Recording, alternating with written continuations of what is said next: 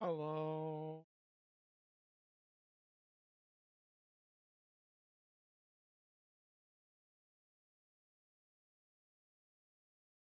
Lofi Girl.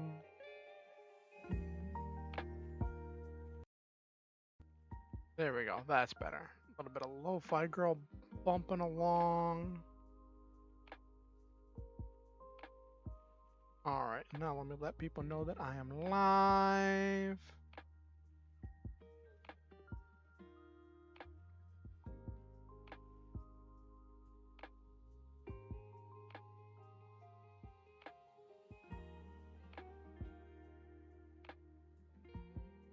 Ooh, one of my friends gave me a book recommendation.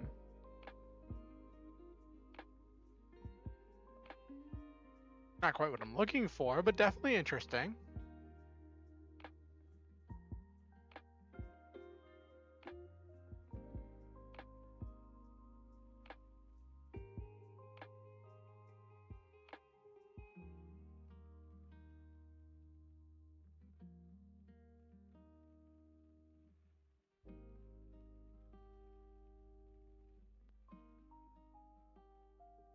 Okay, so got that booted up. Oh, I should probably tell people on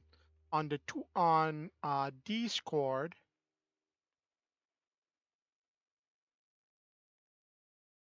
Uh,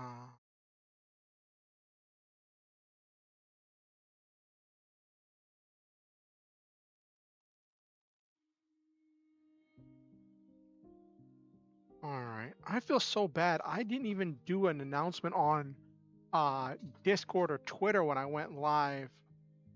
Well, I did do an announcement on Twitter when I went live with my collab stream. I didn't do one on Discord.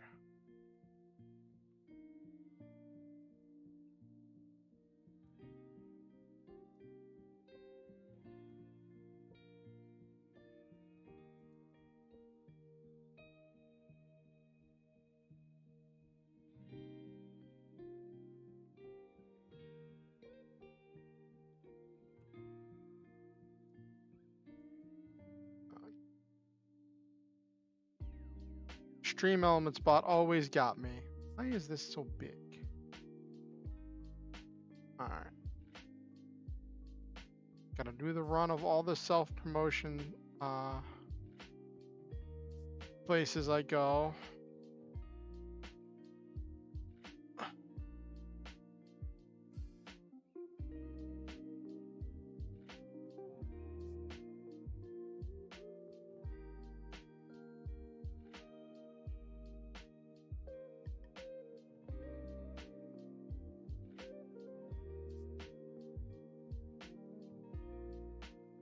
Okay.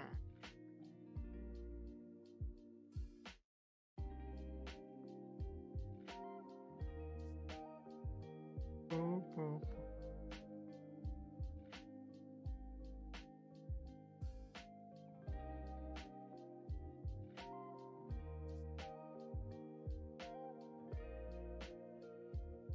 Here we go, self-promotion. There we go.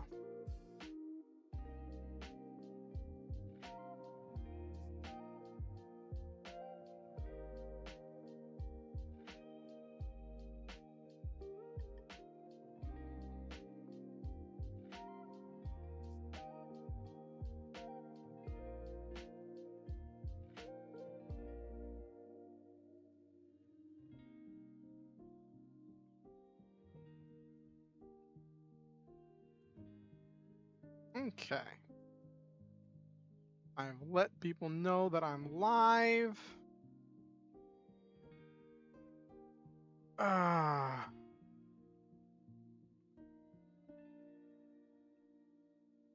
Ugh.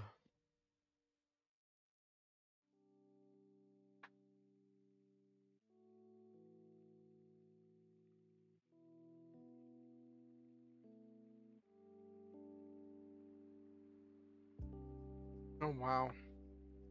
I just realized my artist for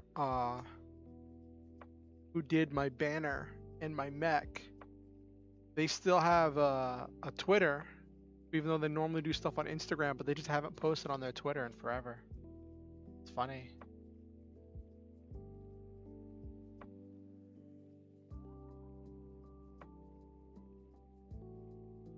So today's been a day. Let's get started.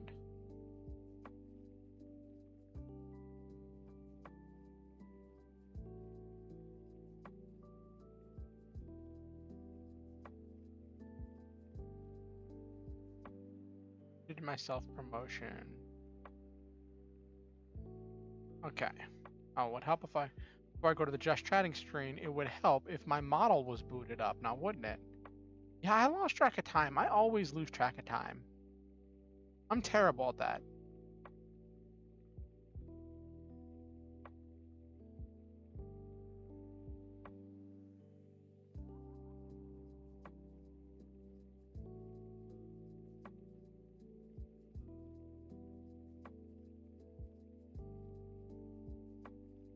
Okay. Kick.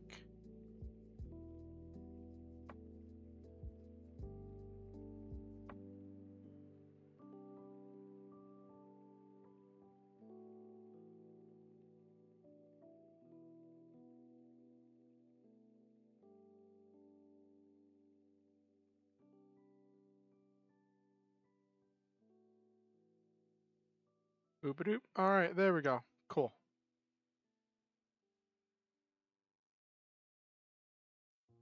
Hello, everybody. I shouldn't be tired. I ate some sugary and sweet cereal just a little bit ago. I should be getting that sugar rush any minute now. I didn't like. I got so I've been on quite the journey when it comes to food. So like, I have a small amount of money left for the month, right? Because of my temporary disability. And I was like, it's Juneteenth. So as a as a black man, like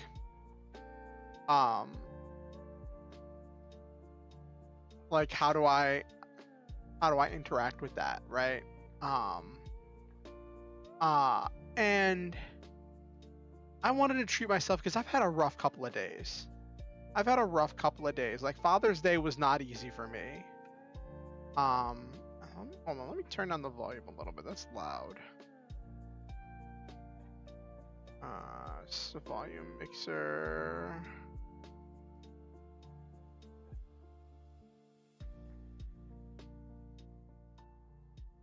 There we go.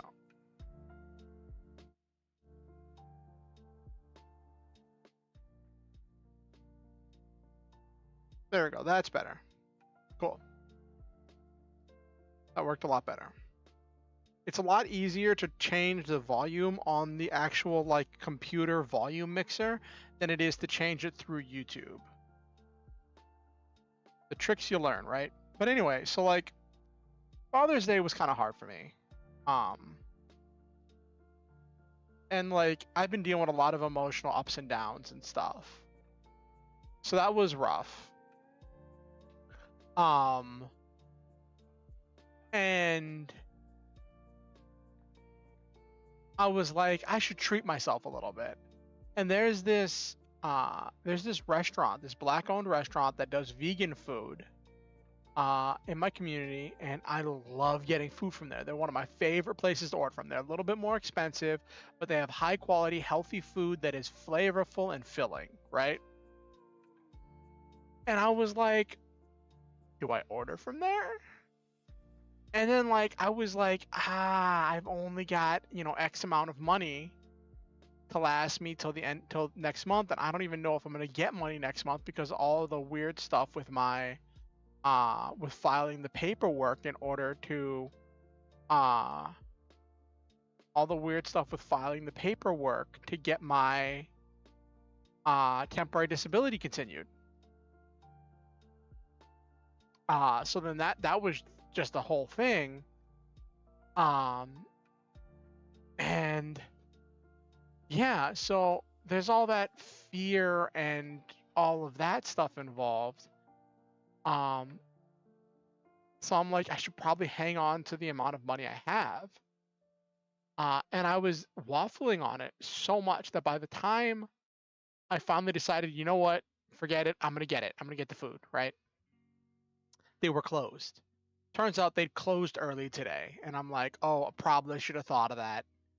Probably, uh, uh, uh, should have thought of that. And then I was like, you know what? I've been debating buying that book, Iron Widow, for a while. So I'm gonna take that money and turn around, and instead of buying food, I'm gonna buy a copy of Iron Widow. And then so like I saw it on Amazon, and the hardcover is like $8.99, and I'm like, well, what about the paperback, right? Turns out the hardcover is normally like 20 something, but it's on sale for $8.99, and the paperback is like $10 or $15, and I'm just like, why?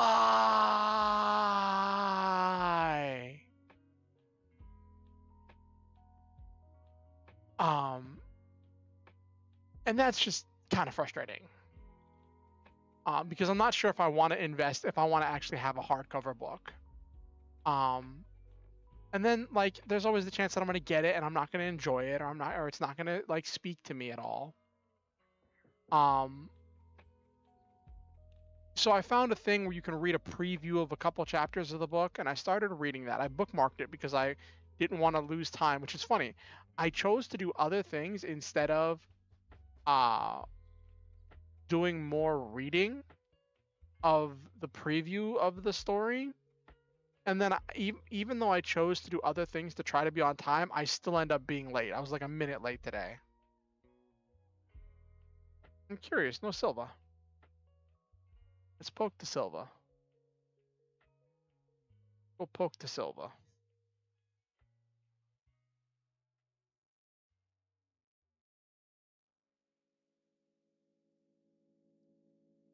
Uh,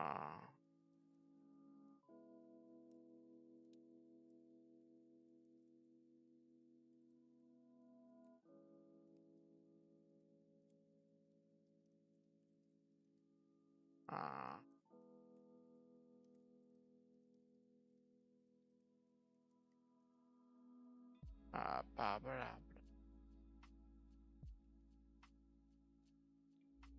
poking the Silva.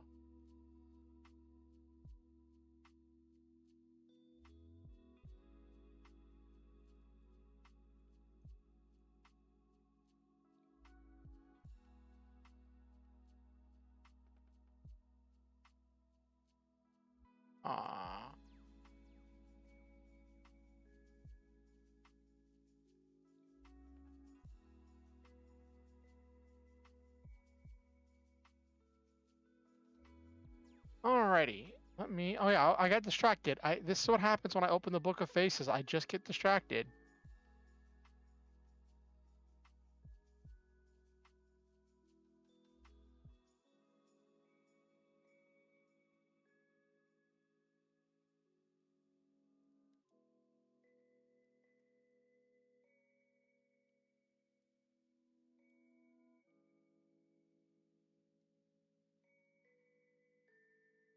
Let me ask Silva.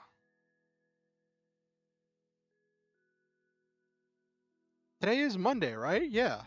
Today is Monday. Okay. Boop doop.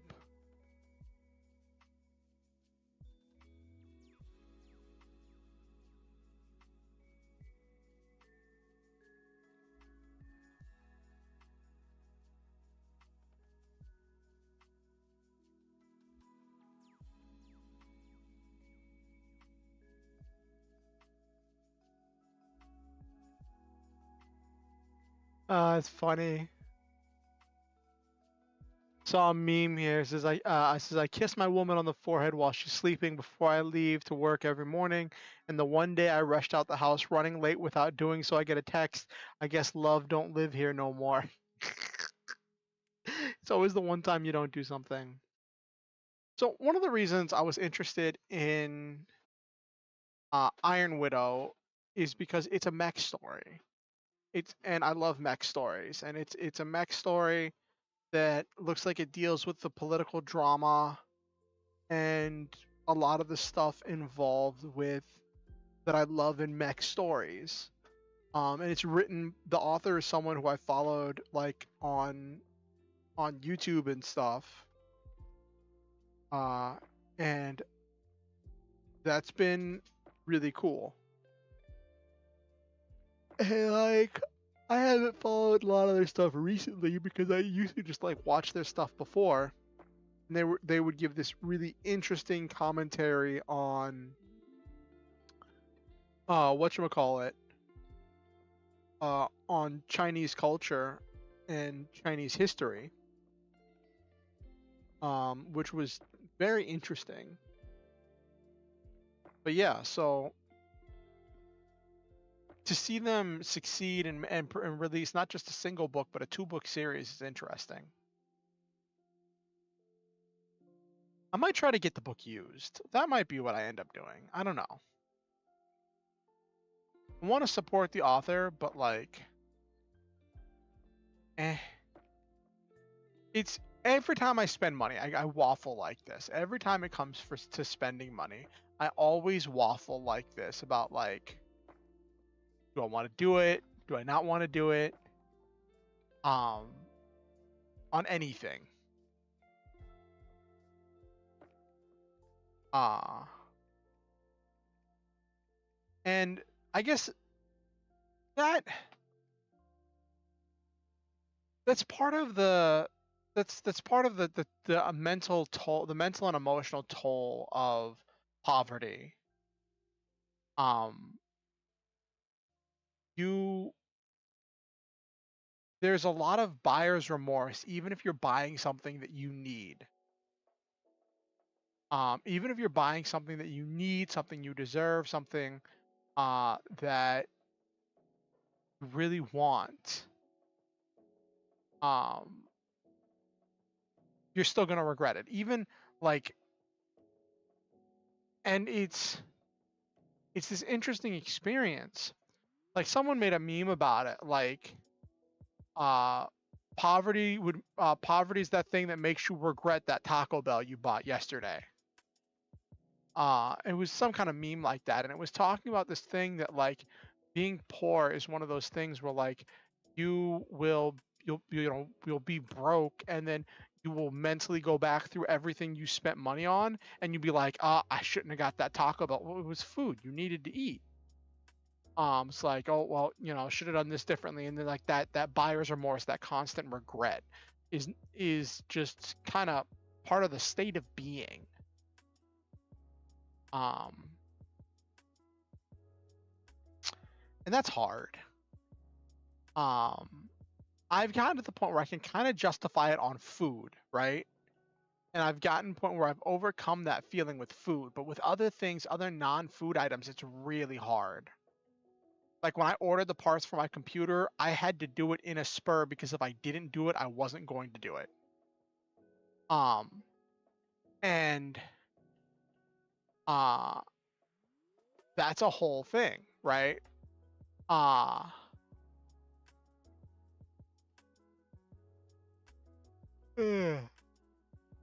sorry. And like it's just this whole experience. And yeah, so that's part of the experience for me is that buyer's regret and having that about everything. Um and then whenever I do get like in this situation, like spending like $8.99 or whatever on a book is not really that high a cost, especially for a hardcover, right? Um, it would probably be cheaper if I got like I'm not sure how much cheaper it would be if I just bought a PDF or got like an e-download or whatever. Um, but like I don't have a Kindle. So like how would I read it? Would I only be able to read it at my desk if I got it electronically? That's one thing if I'm using the book for like a reference guide or something like a gaming thing because I do gaming at my desk at my computer. Well, it's not really a desk; it's a table, but you know what I mean. Um, if I want something to read while I'm laying in bed, I'm probably going to want an actual physical book.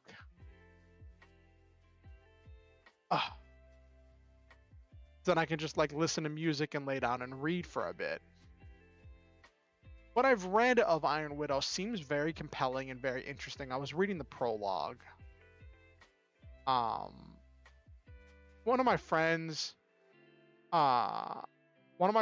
described it as a complete answer to all of the things introduced in Darling in the Franxx.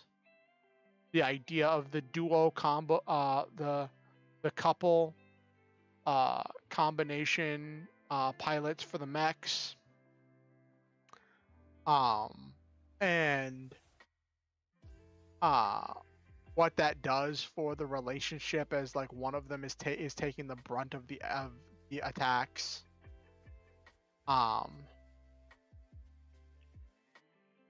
So that's interesting because like I enjoyed a lot of the ideas of Darling in the Franxx.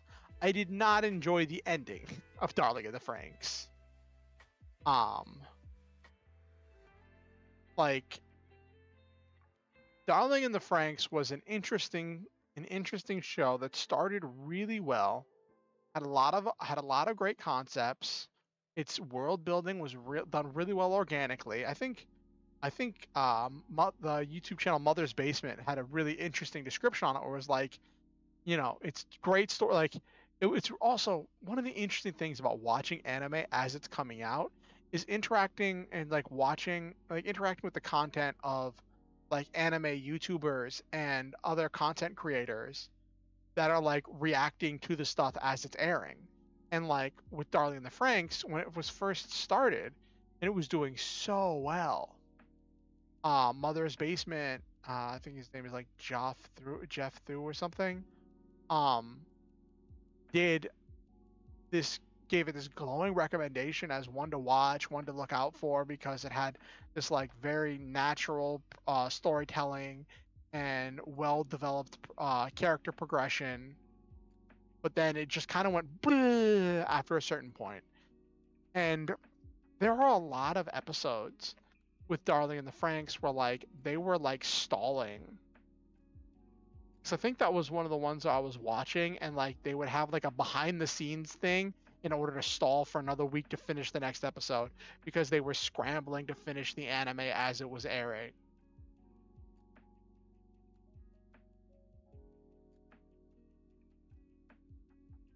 Which, the fact that happens kind of bugs me a little bit.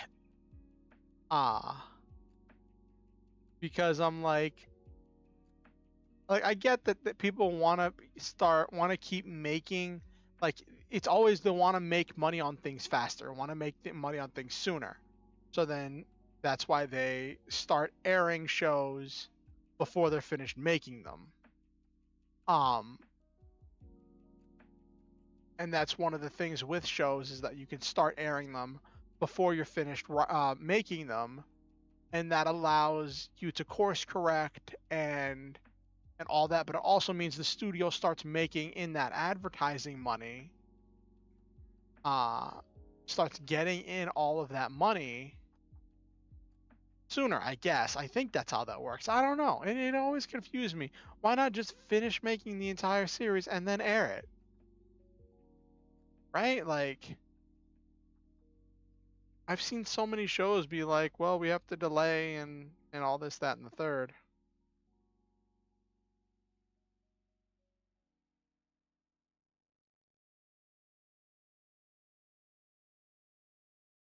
So yeah, I wrote a kind of one of those like kind of vague emotional Facebook posts on Father's Day. As I was just like processing and going through some stuff, and everybody knew what I was talking about because, you know, what day it was, and I was like, I said, you know, I miss him. He wasn't perfect, but I miss him, talking about my stepdad.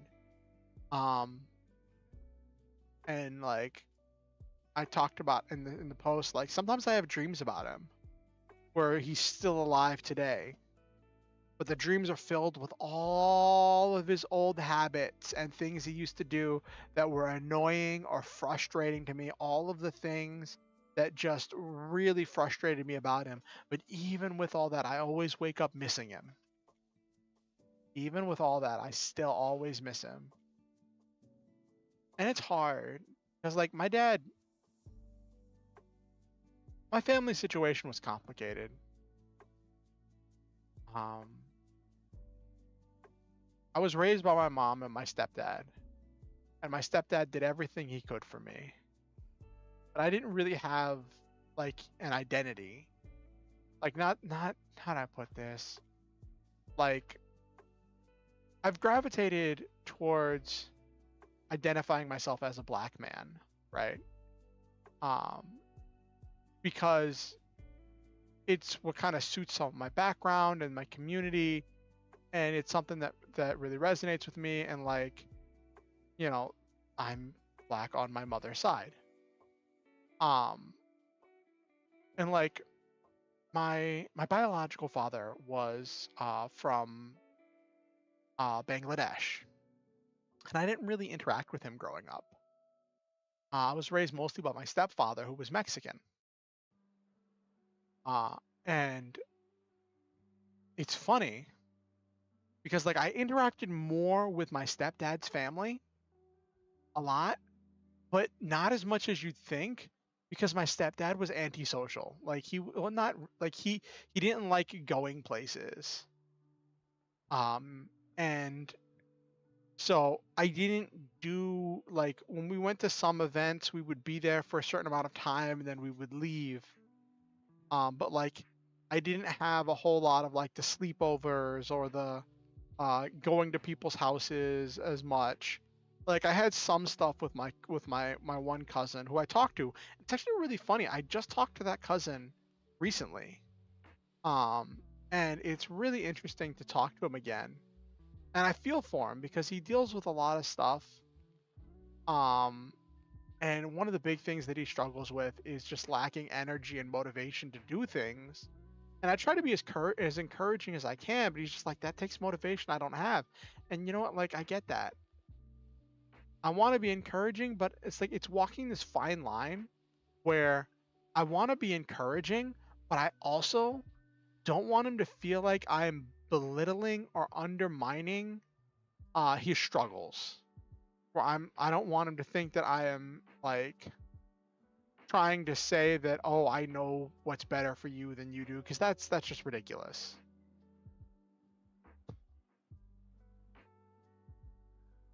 Ah,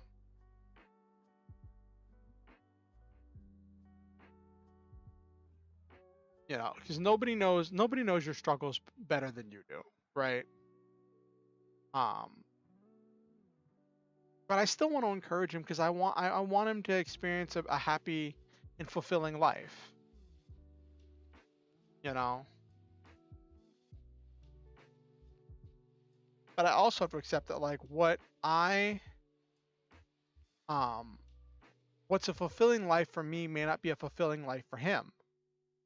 Uh, and I can't like impose that expectation on him.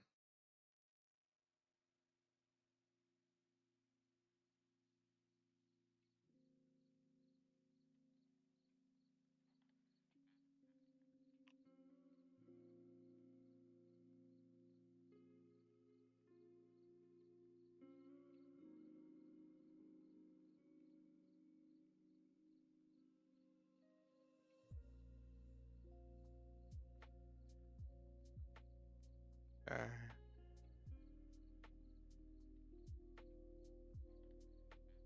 Alrighty.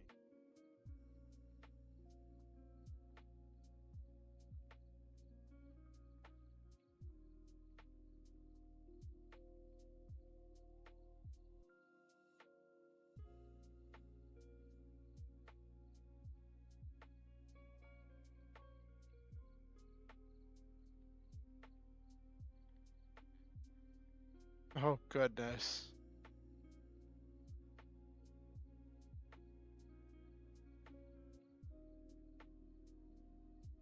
Someone made a Star Trek post online. I'm like, oh well, that's silly. Anyway, let's get to the actual writing. Doesn't look like anybody's coming today, so this will be an interesting stream. I haven't had one of these quiet streams in a long time. They're always kind of hard. Not having someone to bounce off of and react to. Um, was always kind of hard. And just messed with my head a little bit. Let me change the music real quick.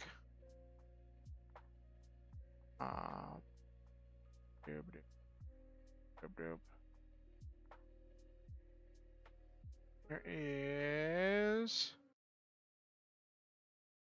There we go. Let's change some synthwave.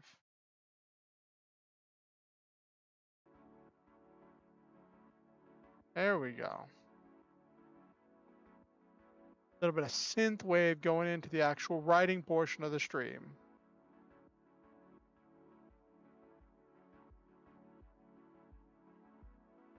So one of the things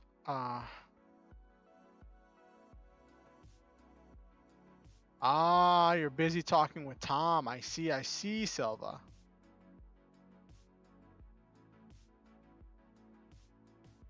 Probably discussing my demise. All right, let's get to the actual writing portion of tonight's stream.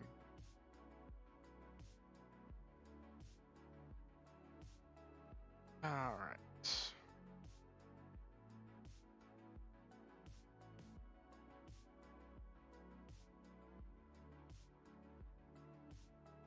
So, at this part of the story, we're in chapter 8, and this is where we introduce more of the world building, where we flesh out more of what's happening. Because up until this point, it's been this kind of microcosm dealing with this very select part of the world in the rainforest. And these communities in the rainforest that are just hiding out and just trying to survive.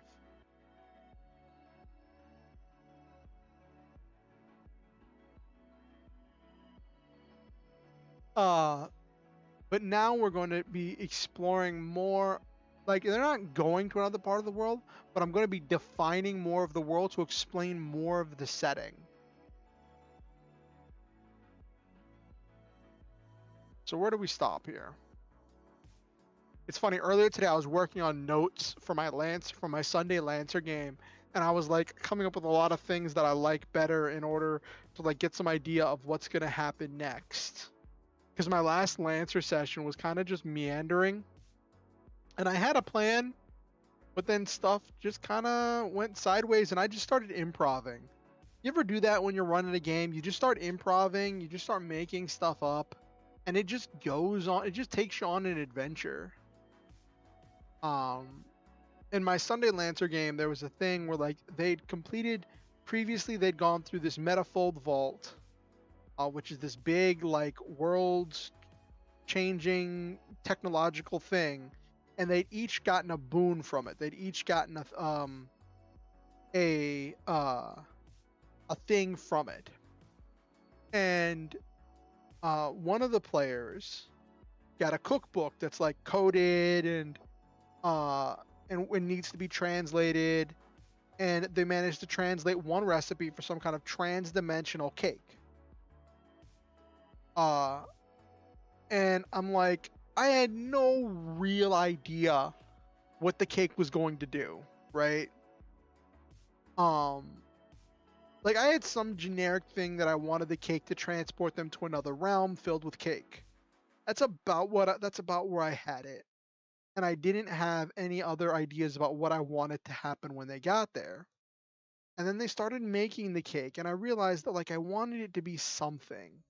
I wanted it to be something special. So then I started with the one player who's like always on this quest for knowledge. So I'm like, okay, while the cake is baking, the cake asks you a question. What have you always wanted to know? Player says this, like, this thing that's like forbidden knowledge that he's wanted. And I'm like, okay. So then I'm like, okay, I can't just ask them what they've always wanted to know. I got to ask them something different. So I asked the one player who's like the scientist what he's always wanted to know, what question he's always wanted to have answered. I asked the other one who's their kind of warrior, what is uh what is her greatest desire? What is the thing that she wants more than anything else?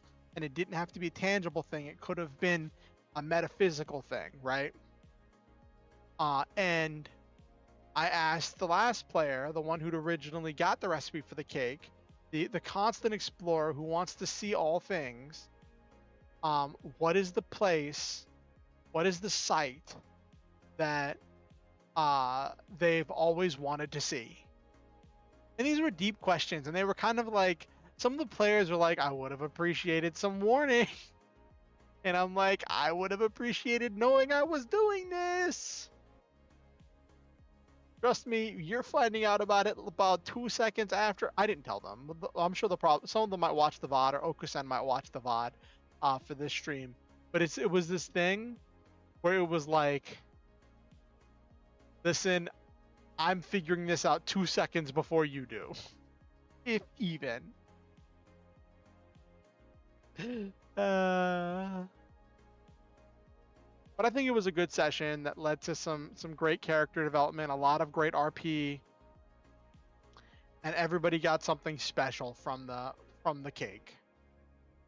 And they all got to taste perfection.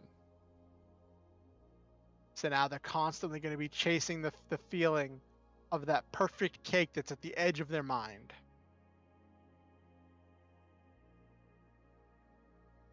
I gotta wonder if the players are gonna ever make the cake again to go back to the cake dimension.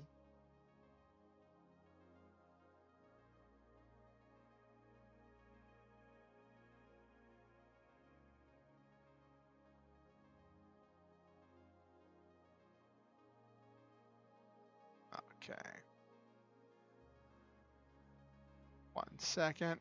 Anyway, I started talking and I didn't actually type anything.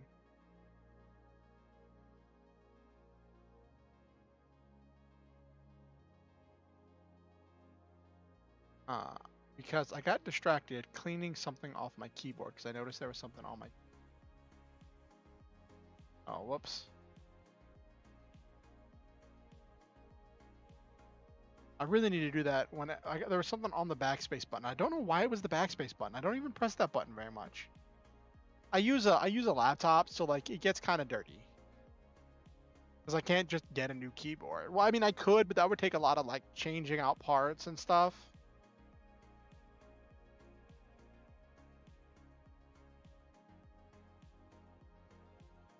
Ugh, but this laptop has served me so well over the years. Okay, anyway, back to the story. This is coming on the cusp of the main character having the failures in chapter 7. And then this is where we have the plot twist, where he finds out more about these outposts and the cities involved with them.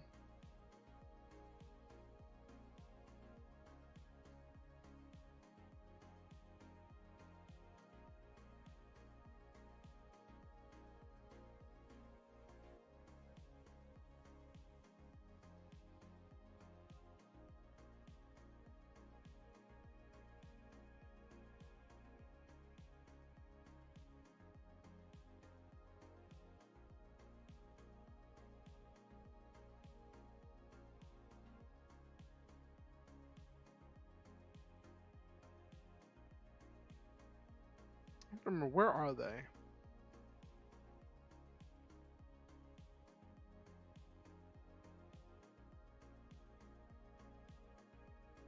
They're in the car right now. They're not back yet. Okay.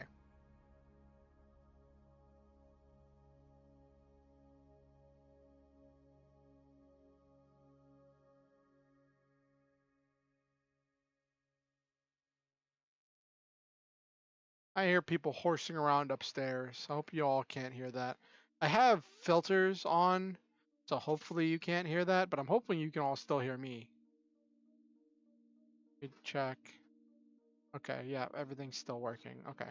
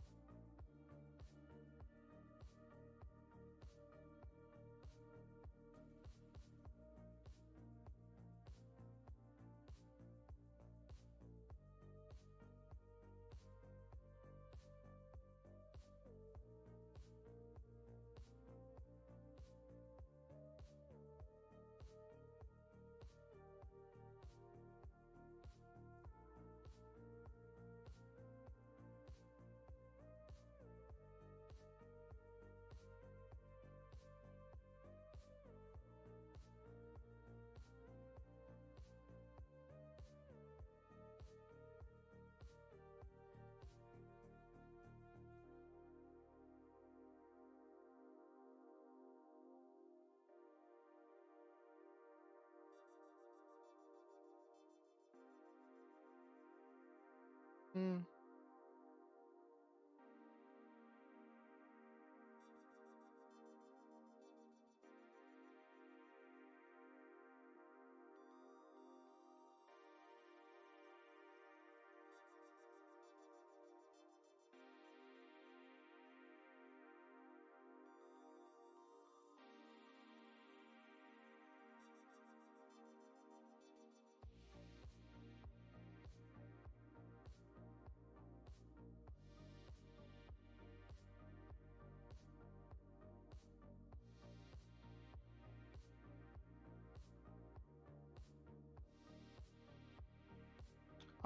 What should they be eating?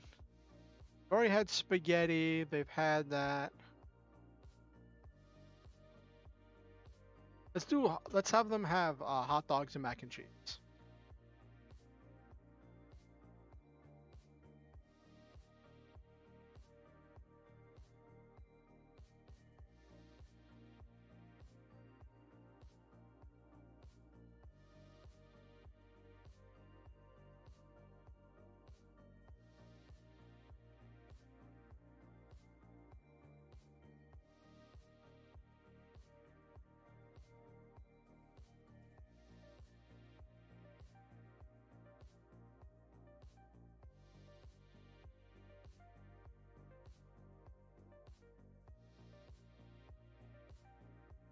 All right, so we're gonna have them. So they've constantly been eating decent meals, but not like fancy meals. They're not like eating like steak and eggs or anything fancy like that. I mean, I'll probably have them do that for one meal at some point because like that is a thing.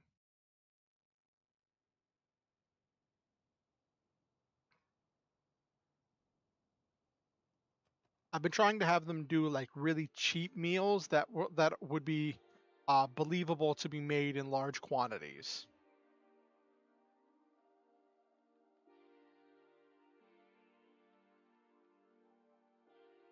I keep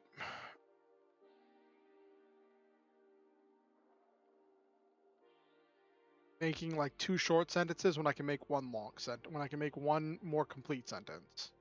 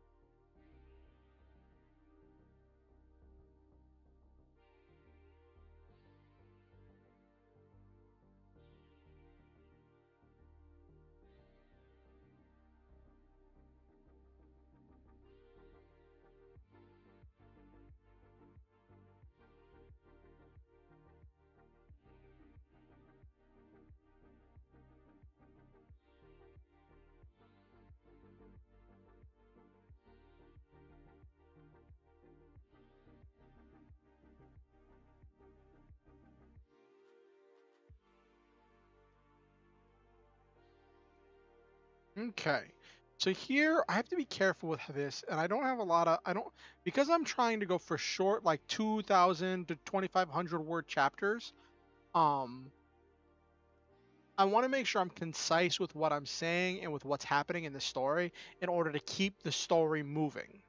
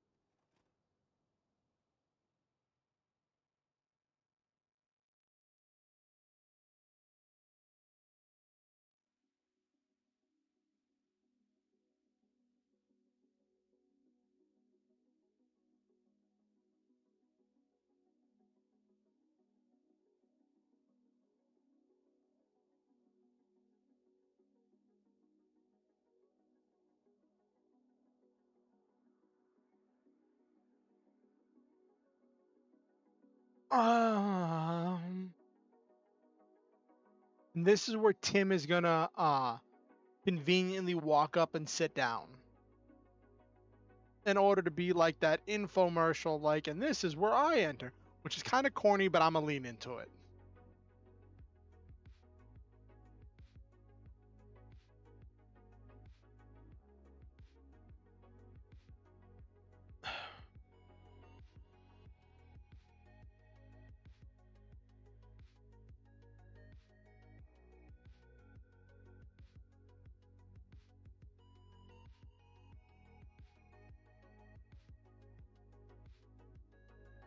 Call it the rebellion. Okay.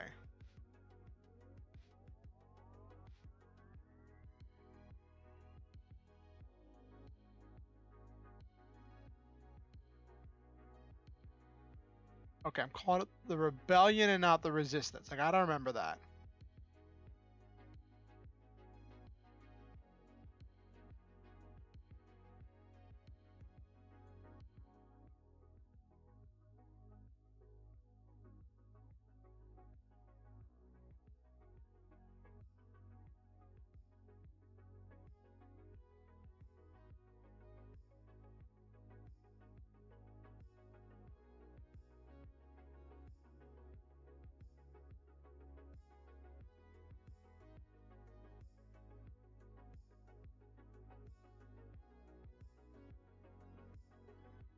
Almost spelled scooted with three O's.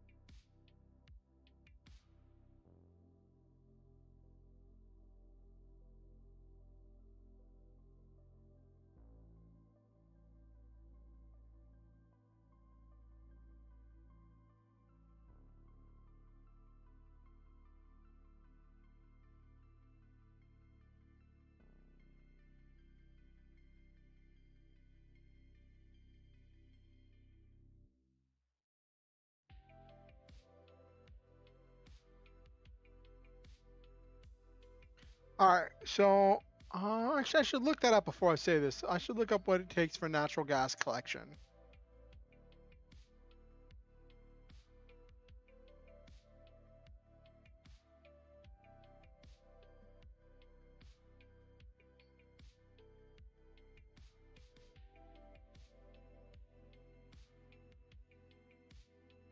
Okay, so it's released through drilling.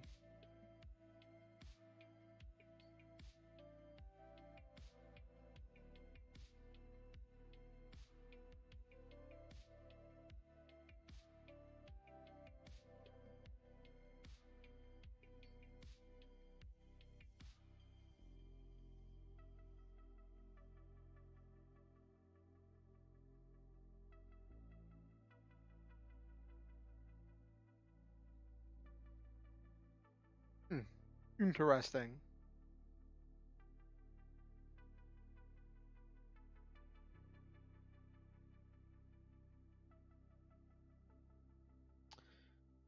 So yeah, it is. It's done through drilling.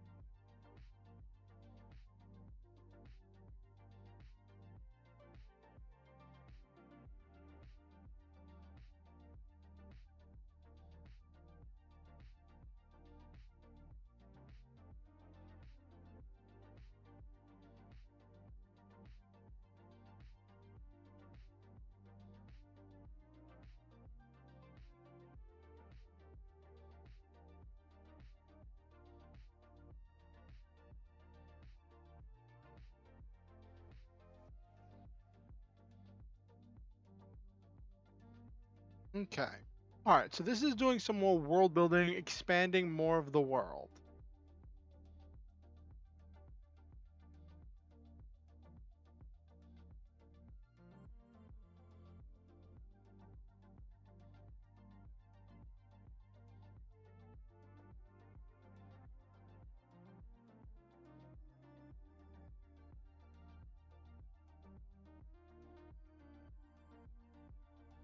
Mm.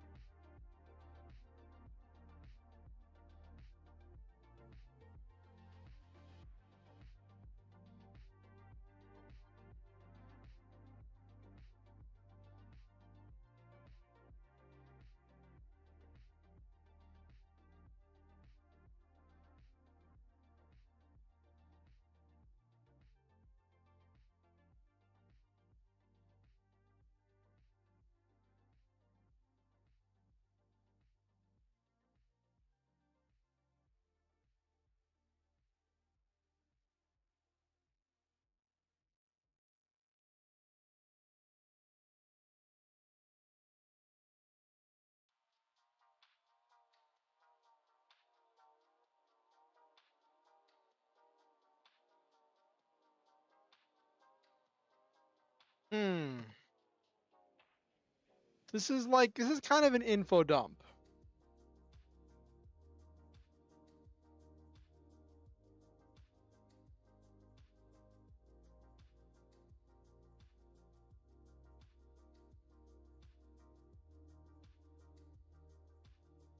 I think I want to flesh this out a little bit more. Let me open my notes real quick because I want to flesh this out. Um,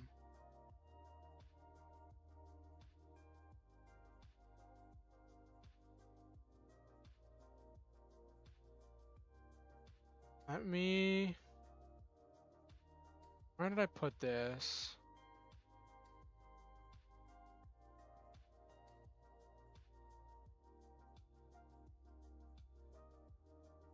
Uh,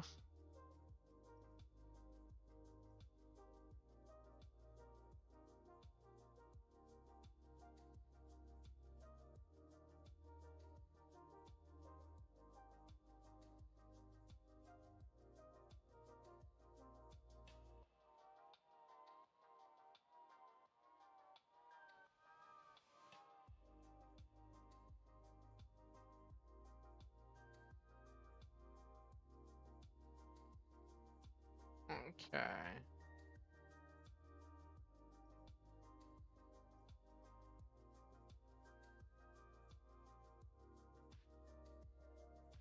This is not where I had my information. I tried to go through my notes to check my notes on the state church. Um,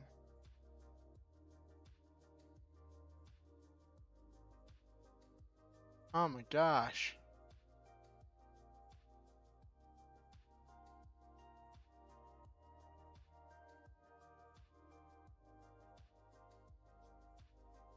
Here we go.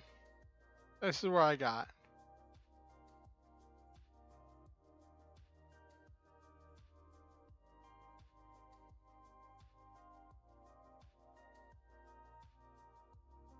Okay. Alright. Why is this being so weird? There we go. Cool. So let me show you what I'm working with here.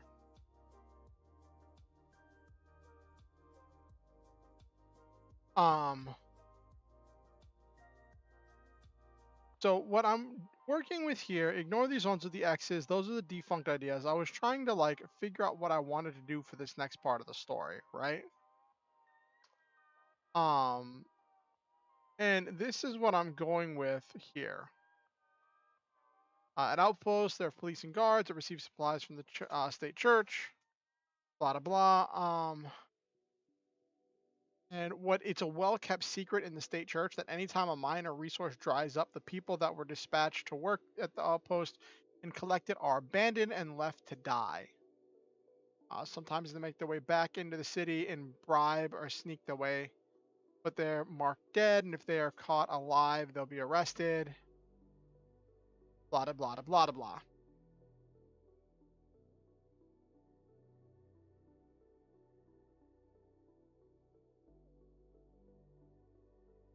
So that's what I'm gonna actually expand on this idea.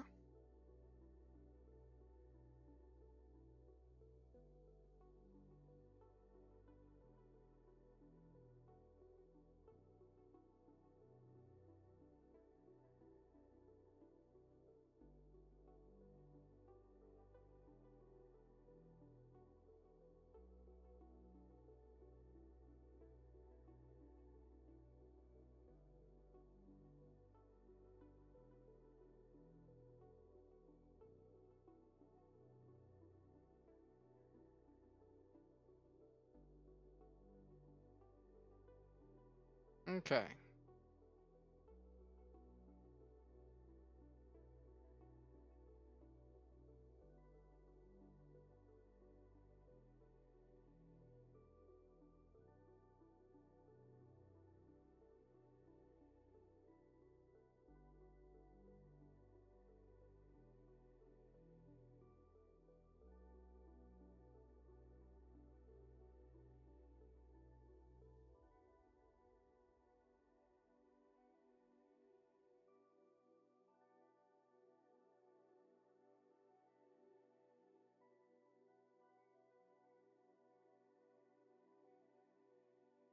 Mm,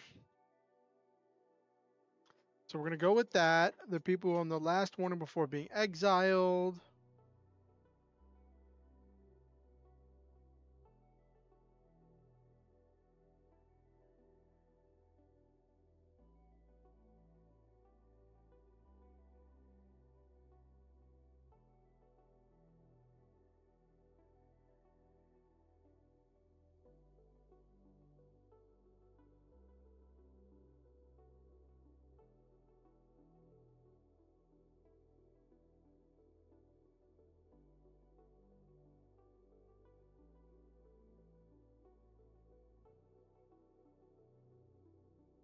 Okay, so we want to flesh this out that these are the people that are considered the waste, and that this is part of the secret of how um the state church deals with its poor people.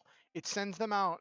The people who even in the land cities aren't keeping up, aren't trying to climb the ladder, are who are just the poor people that have no connections, no land, no nothing. They get sent out to these outposts to work them, and then whenever they're done, they're just told you can't come back. And there's no one to miss them when they're gone because there's so many people in the land cities that um there's so many people in the land cities that a few like a thousand poor people that you know, a thousand homeless people won't be missed. And that's part of the horror that is the state church.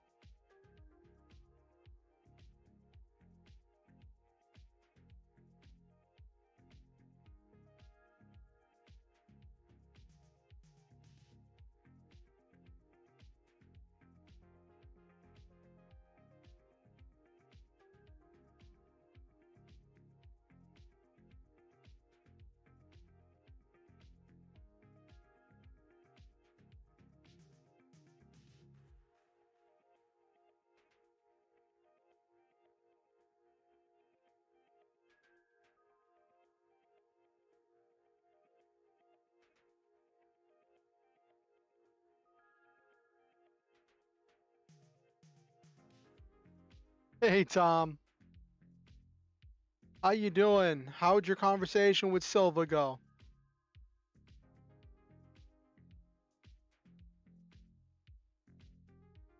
You discuss you discuss important matters?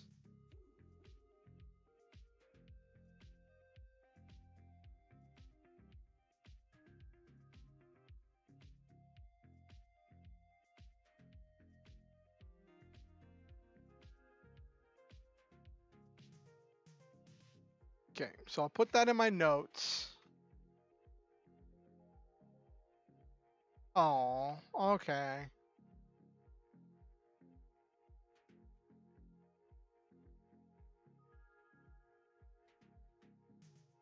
Okay.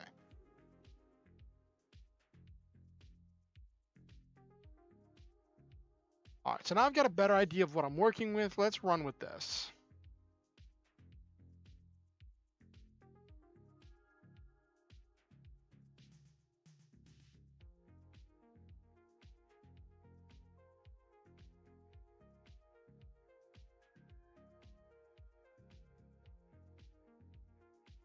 Oh.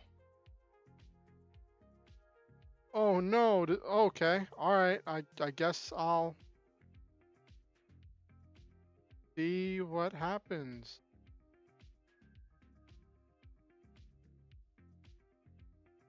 Now you got me worried. Let me close Facebook so that way I don't get distracted while I'm streaming.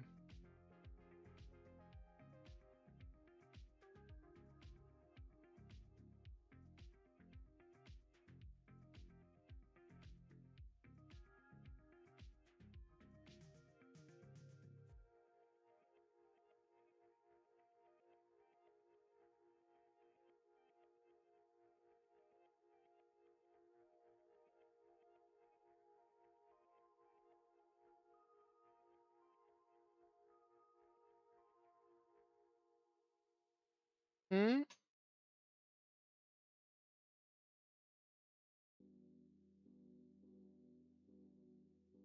Oh.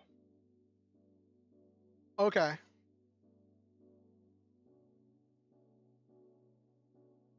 Oh, okay. Now I know what you're talking about. Okay. Are they gonna miss Wednesday?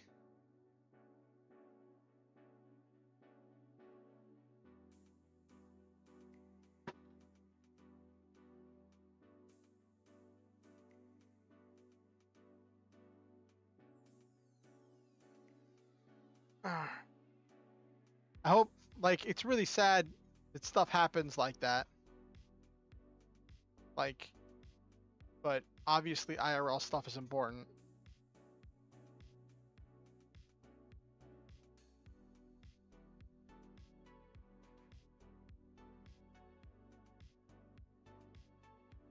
Yeah.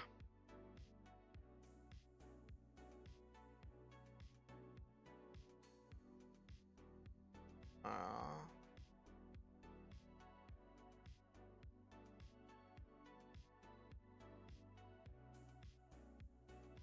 Okay.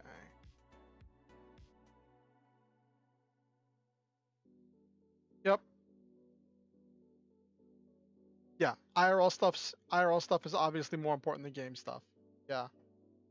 The situation itself is sad, but yeah.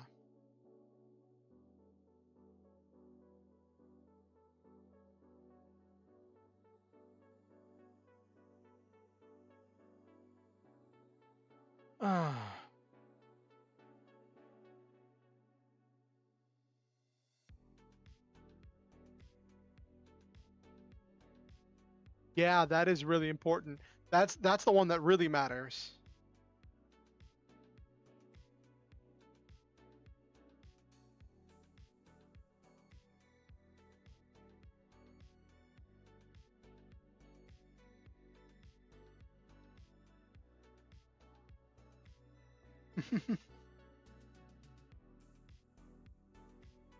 All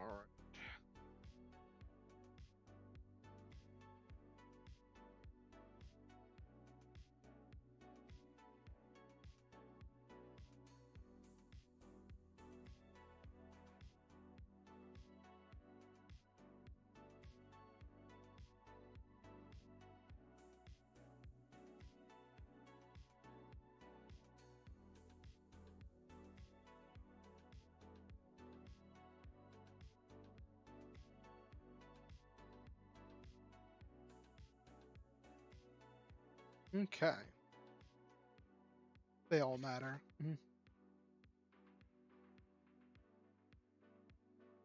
Okay.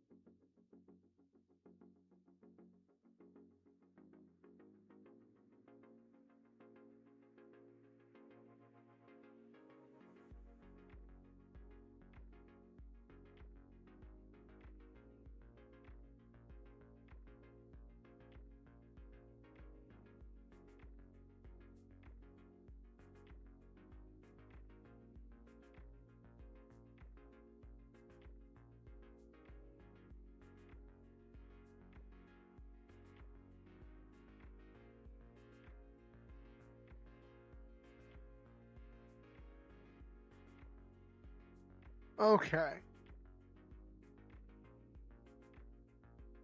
So what's happening in this chapter is the like in the previous chapter, the main character had been going about trying to find out more about uh the other villages and trying to find out how he could best help them. But he was asking in this very inconsiderate way, and he was like he was not being considerate in like the fact that they're dealing with their own problems, and he was just trying to come in with his own, like, not quite with his own solutions, at least not yet, not at this phase. But that's where he was implying that, like, tell me your problems and I'll give you solutions to them. And he was rejected. And so now on the back of that defeat, he comes back and finds out that while he was gone, this resource outpost had contacted the rebellion and was seeking help, seeking food, seeking supplies. Um, and then he's learning more about the world, about these resource outposts, and how this resource outpost has been abandoned. And of course, his first thought is they're allies. Like, he's already been geared towards that thought of trying to accept friends, build alliances, build community. Um, so his first thought is they're allies. But then everybody else is like, well, they were abandoned by the state church. which could go with the enemy of my enemy is my friend. But before they were abandoned, they were loyal, active members of the state church society. Um, and like trying to figure out how to accept these people is one of the big hurdles that the community needs to struggle with. And in this chapter, the character is going to be like learning about this and then trying to talk to the leaders and be like, hey, we need to help these people. We have to help these people because they need help and they could be great allies and yada yada yada. But he's not going to get anywhere with it. The leadership's not going to want to budge. And this goes back to where he was talking about how the rebellion has all of this food and supplies stocked up, and they always have more than enough for everything. And he's like, well, we could use that for these other people. But he's not really thinking about all of the later implications, all the reasons why you would have stockpiles, and all of that stuff. And just all of the stuff that's involved with that. And then next chapter, it reaches a breaking point where the main character is going to say, you know what, I'm not getting through to my leadership. They're not listening. They're not paying attention. I'm going to take my mech and I'm going to take crates of supplies. And it's going to be him and probably a couple others in their unit who are a member of this growing community, this growing church community within the rebellion. And they're all going to steal crates of supplies to take to the resource outpost. And then that's what's going to happen next chapter. And they're going to get there as one of the divine beasts is coming to exterminate the resource outpost. Because what nobody knows is that whenever a resource outpost is considered to be unprofitable, since they're only crewed with people that the state church doesn't really want, the poor, the homeless, the helpless, the people that they'd have to pay out money to help, and the people that they consider drains on society, they just have one of the divine beasts squash the resource outpost and then publicly claim that it was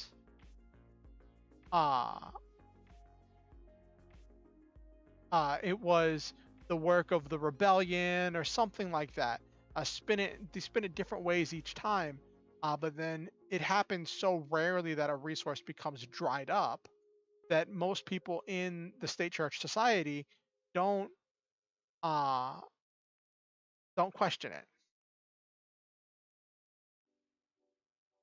because everybody's got their own things to deal with.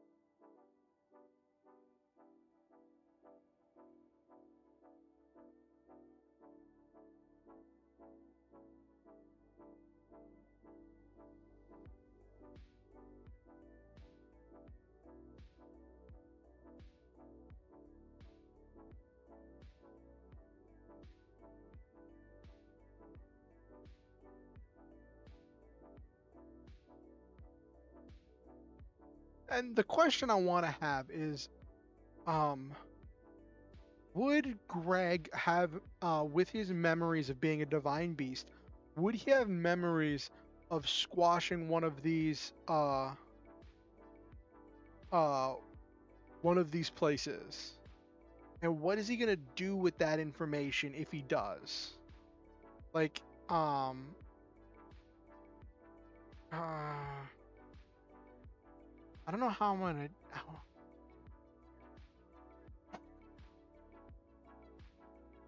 I think it would probably be like 2 chapters ago when he gave his. Why is there a space there? Oh,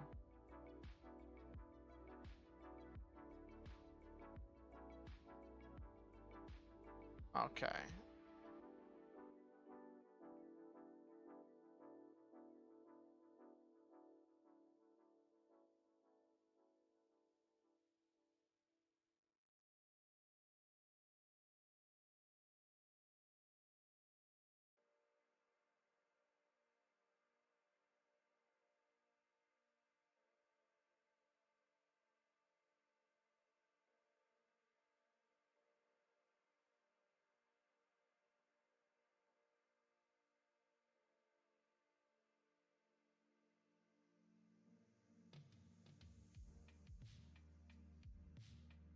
Okay, so I said he'd been a divine beast for 10 years.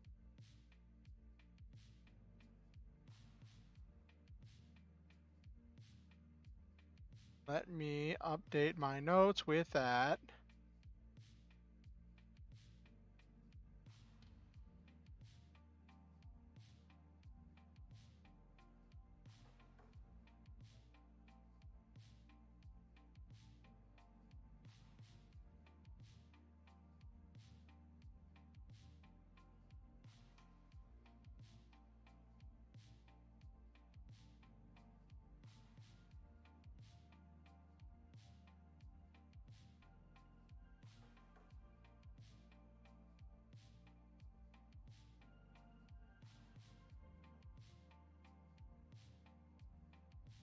Okay. Boop a doop. Okay, cool.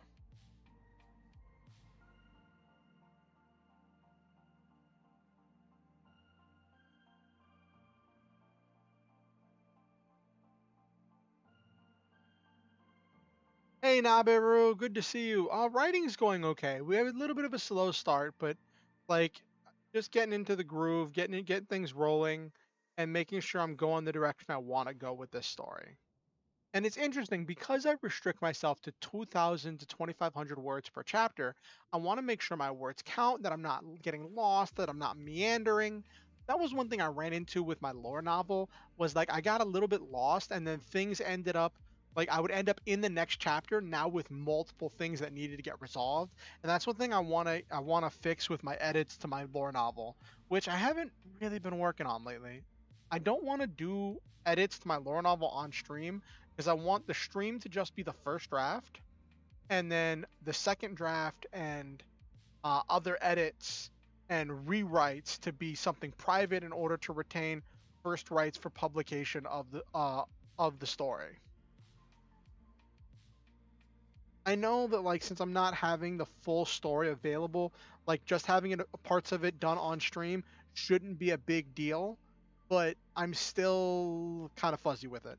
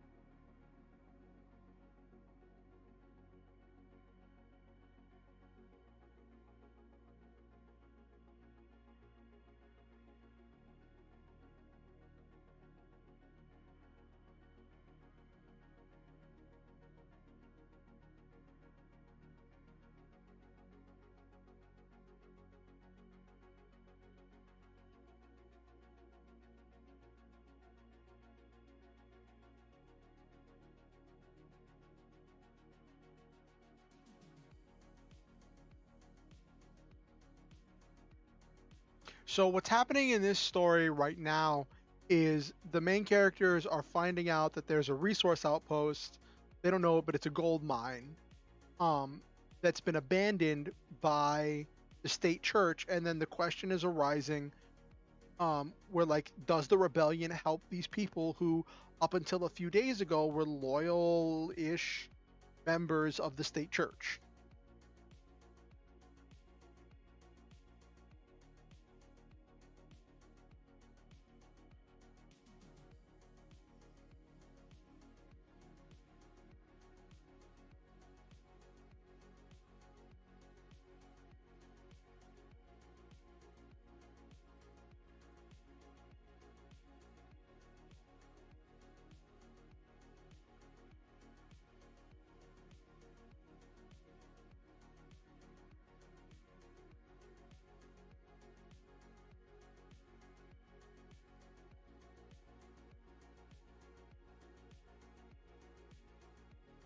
Hmm.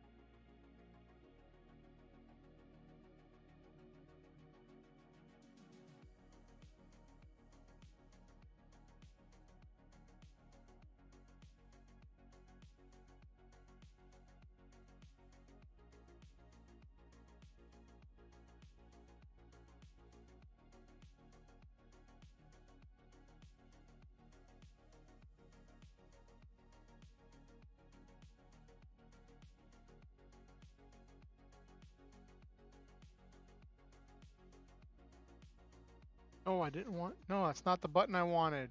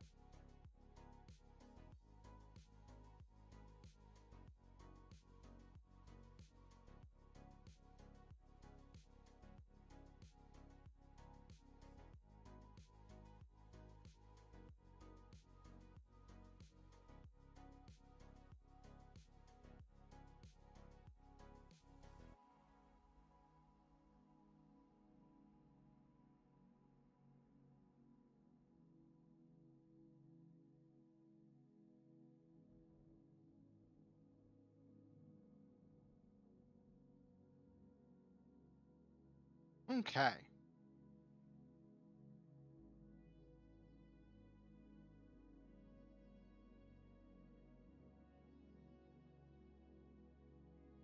How many words are we up to in this chapter so far? I think we're like probably about 1,500.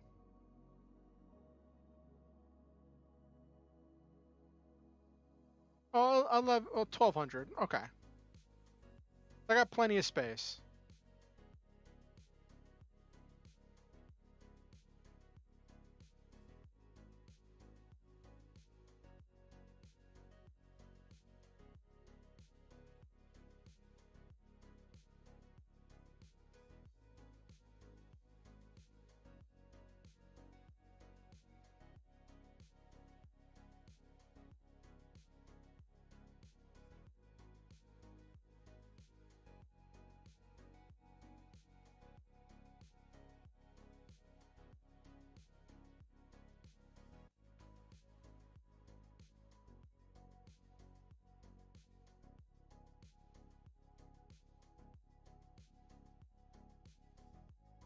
Okay.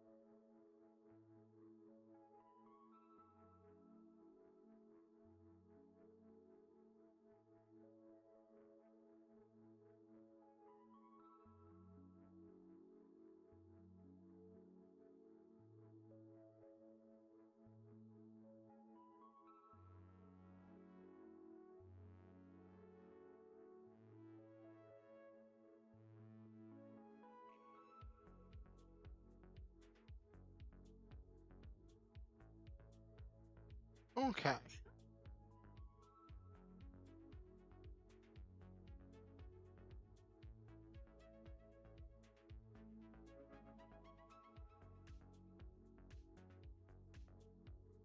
Oh.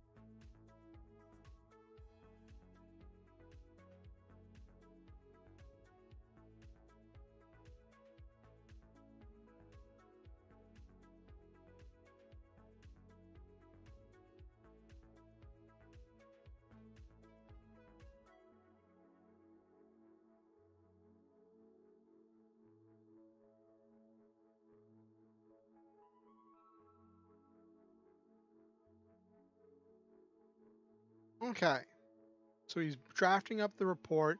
So we're kind of folding this into uh the crux from last chapter, which is going to be um where the main character is going to be giving his report on his dismal failures in the last chapter, and then trying to use that opportunity to speak truth to his leadership and to talk about how important it is to help people.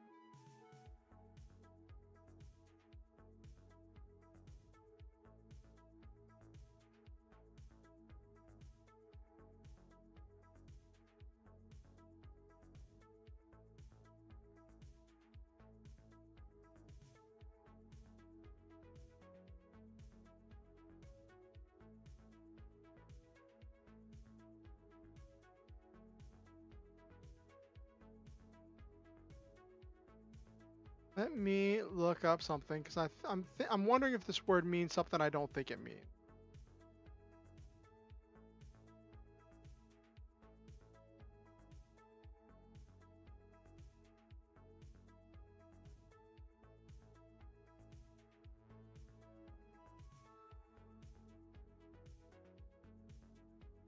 Okay, so a narrow bed, usually arranged in a shared quarters. Okay.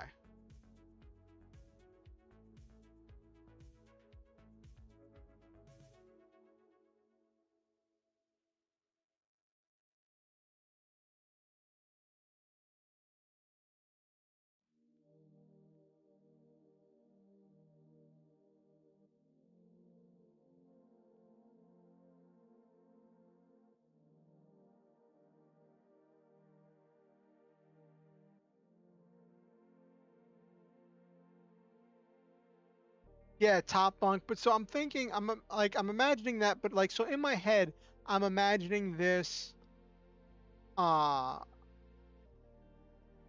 as him being in the next room where like their neighbors in like in a bear in like a dormitory where they each have their own room in their barracks. That's how I'm imagining it.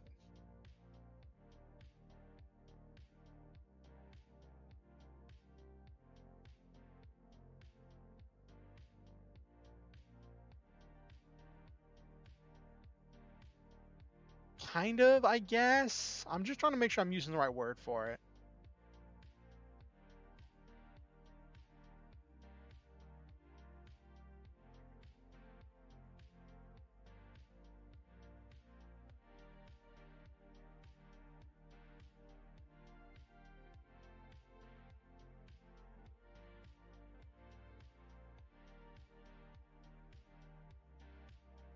Okay.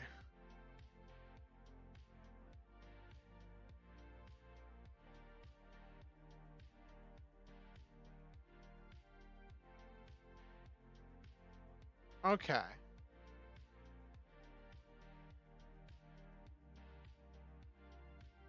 All right. I just want to make sure I'm doing this right. In my head, I was imagining it as each one of them having their own room. Uh,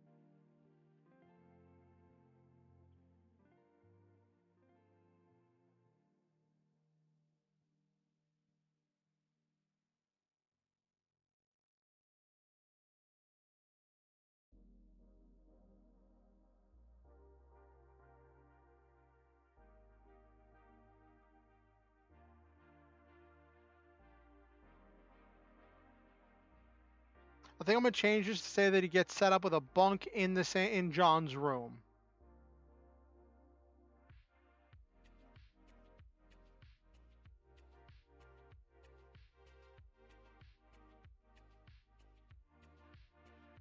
Okay.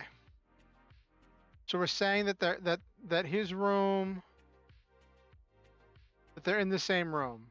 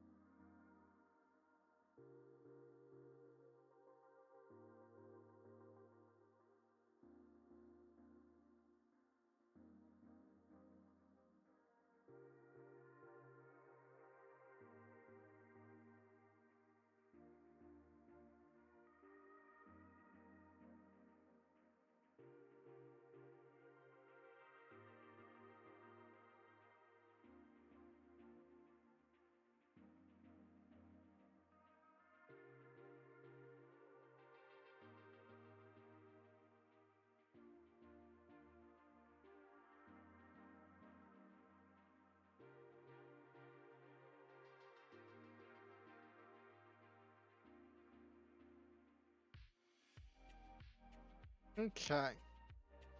That makes this conversation more intimate.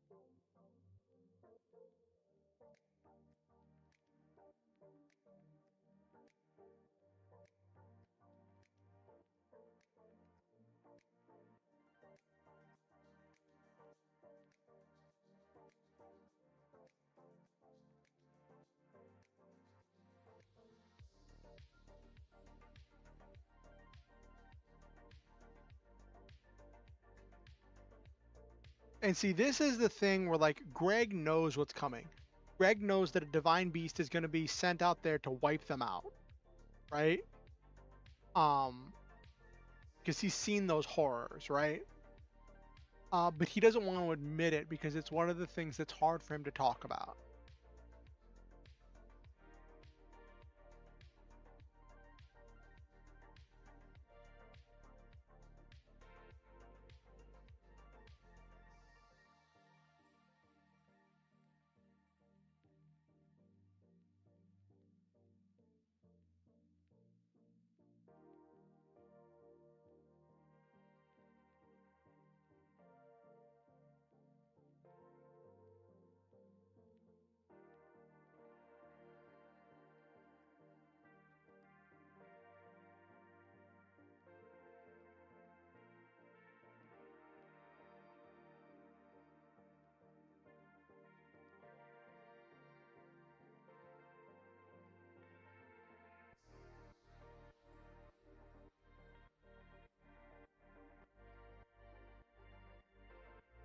Hey, got it rolling on.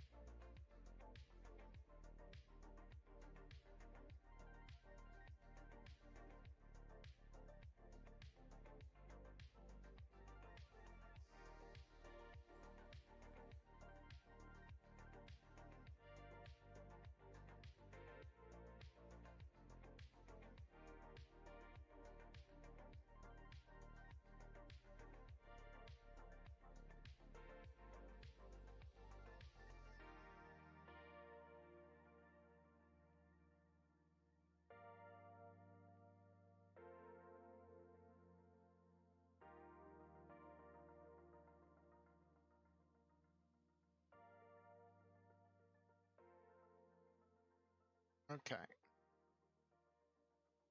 I'm trying to remember if I made any references to the living arrangement now that I saying that they're uh staying in the same room.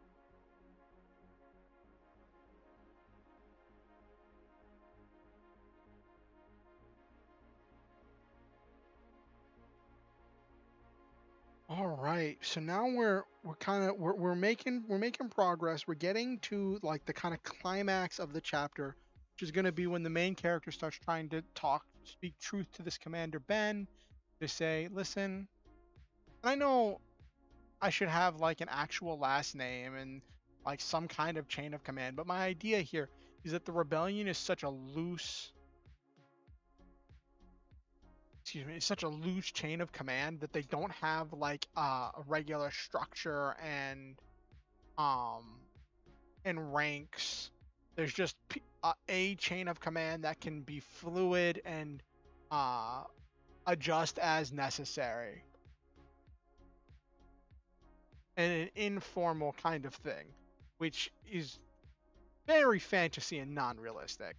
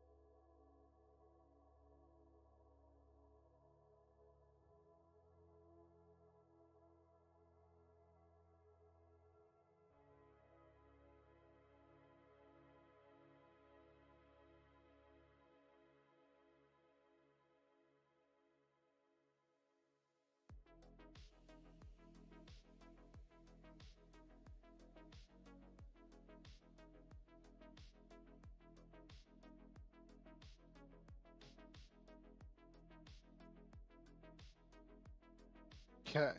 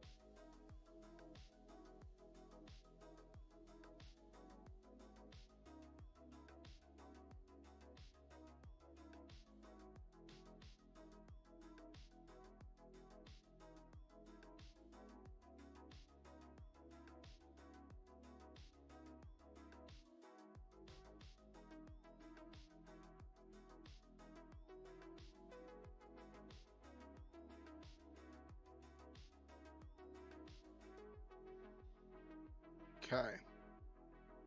This is starting to come together. Let me see how much space is left in this chapter. Because this is the climax of the chapter. This is what the entire chapter has been building towards.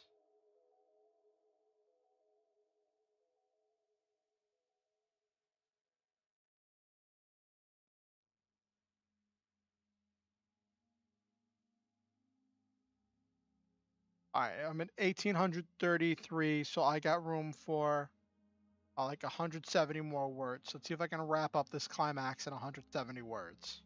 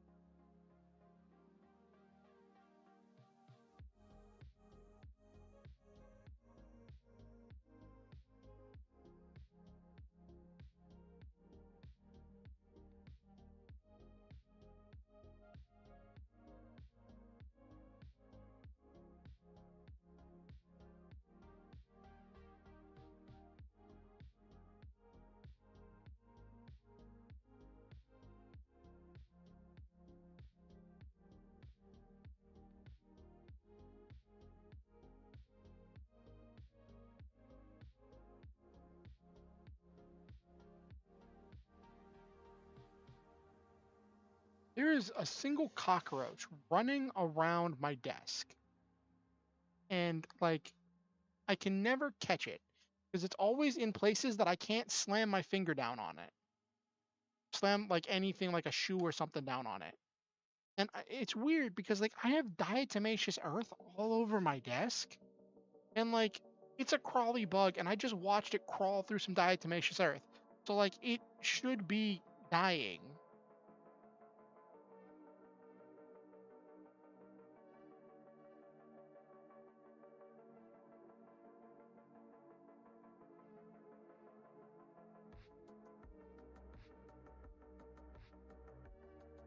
Yeah, it's a very smart bug.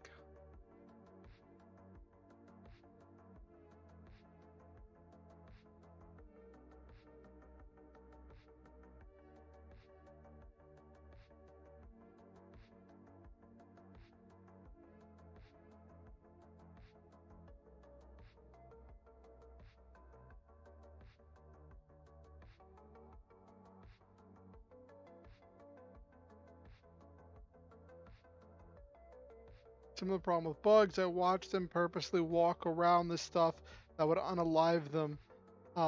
They would crawl up the wall. Yeah, exactly, kind of thing.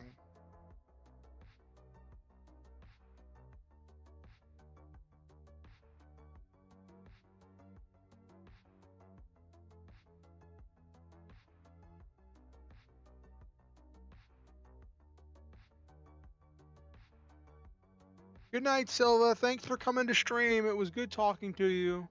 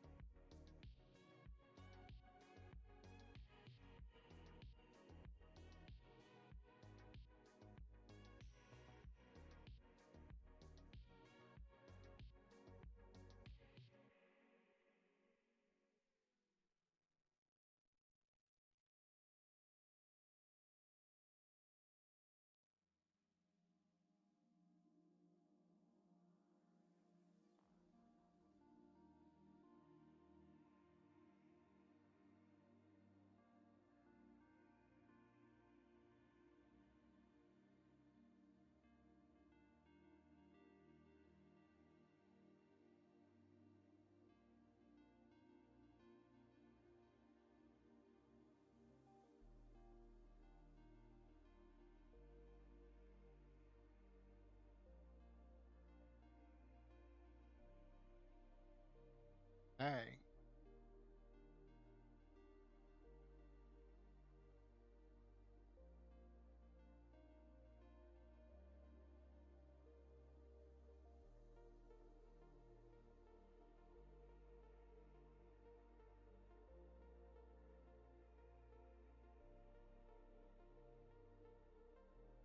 That's just over 2,000 words. 2,073. Let me just wrap this up here. I think I was able to.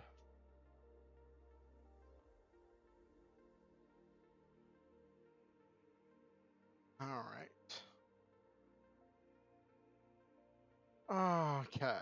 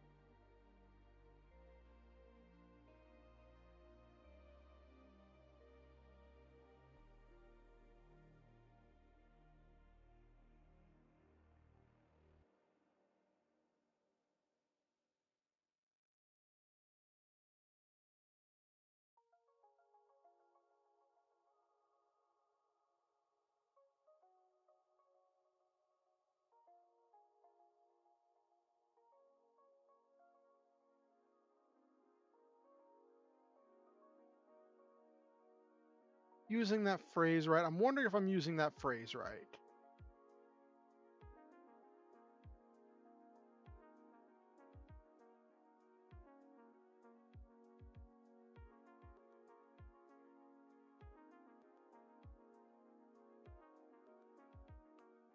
Strikes, demonstrations, or public forms of protest. Okay, that's not what this means.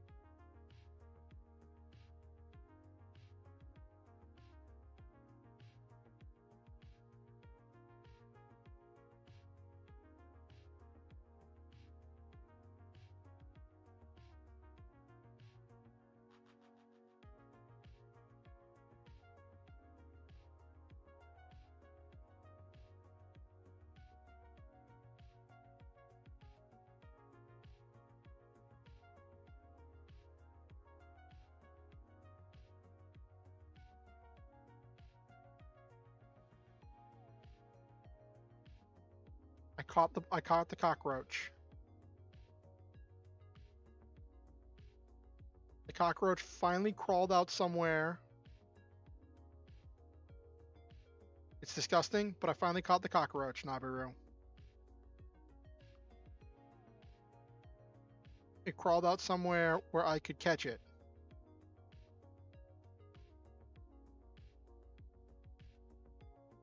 And I was able to squish it with a paper towel.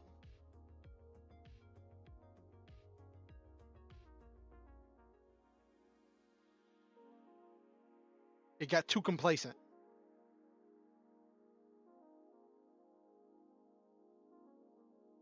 Now, thankfully, I have hand sanitizer. But I need more hand sanitizer.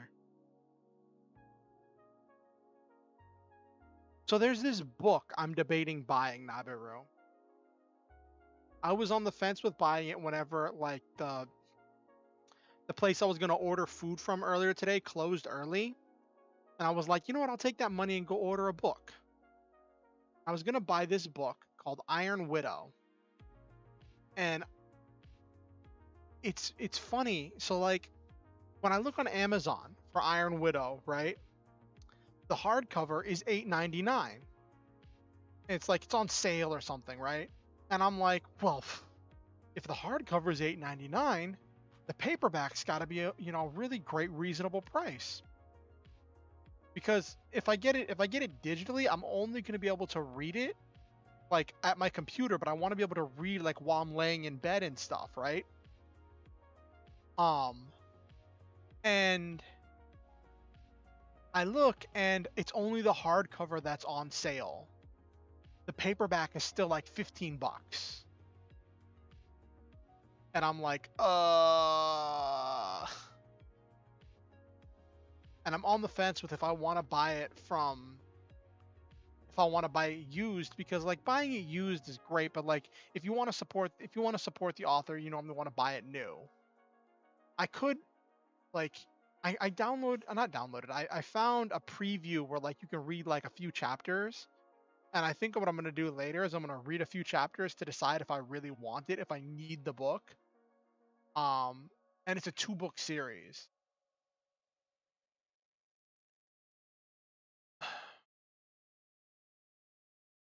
Yeah.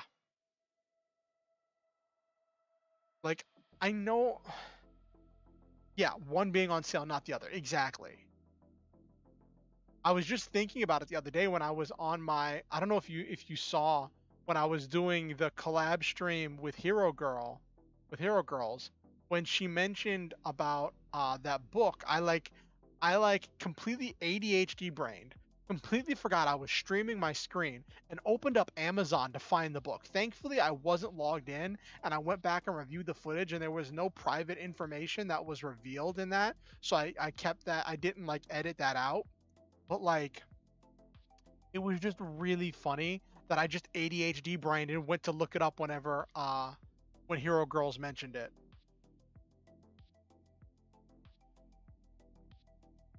All right, let me take a look. Economic to directly achieve their goals. Contrast.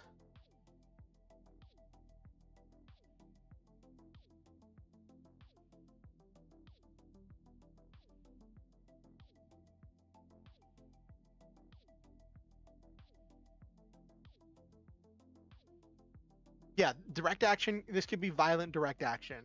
Okay, because he's planning to use his mech to. He's planning to use for them to use their mechs to steal some supplies and uh, take them to the people there.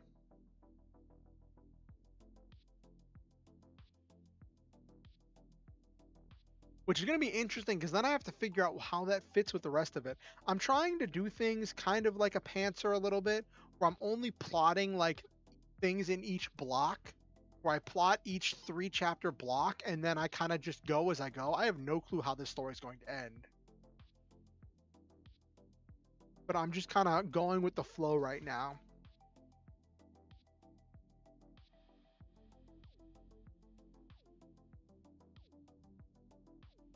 Okay. All right.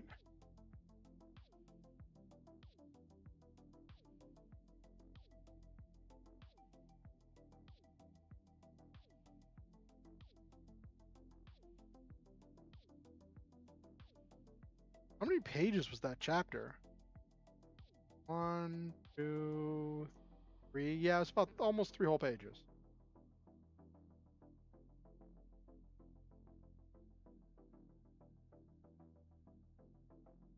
Started on chapter 9. The last one of the last chapter of Act 1, and then we get into Act 2, which might be very different. So my plan for this chapter, let me check my notes.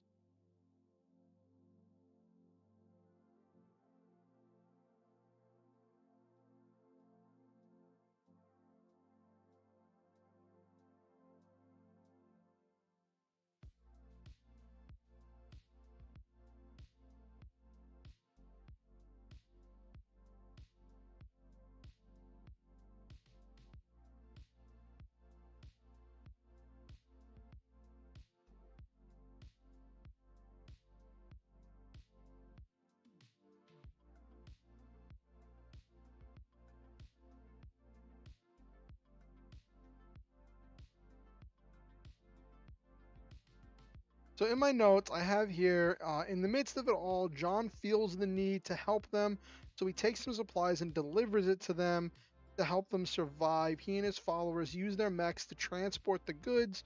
During the transport, he intercepts a divine beast that was sent to wipe out the outpost. He calls upon Jesus and is able to evacuate the outpost before it gets blown away by the force of the battle. It's a situation where John is in the wrong. He's using, well, wrong is relative here. He's using force and theft to get his way. He's forcefully taking resources from one group to give them to another. But like he's also filling a need. So it's like calling it wrong is kind of weird. Um, it's a messy situation, but the point is that God is using his messy situation.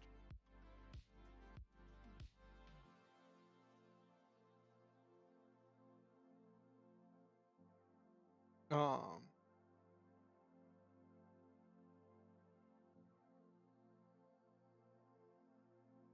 so I could do the setup, or I could do a slight time skip. Just skip ahead 2 days later. Just skip ahead, be like 2 days later.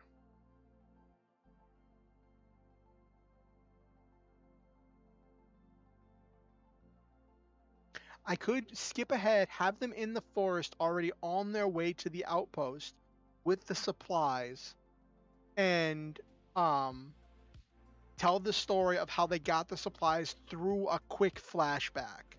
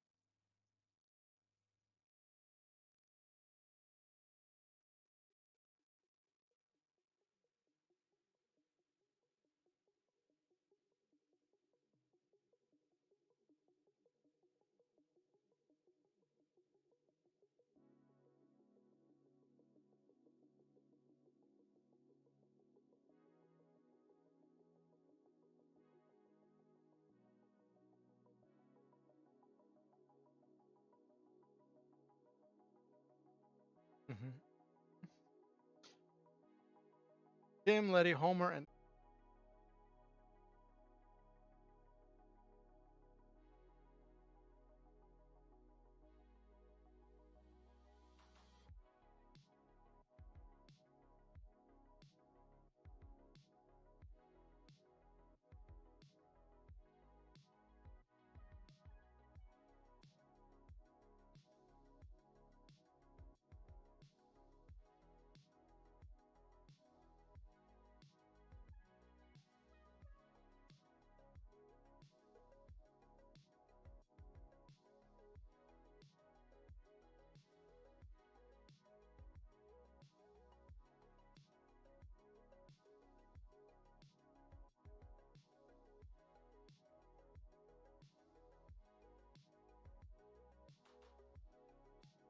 Hey.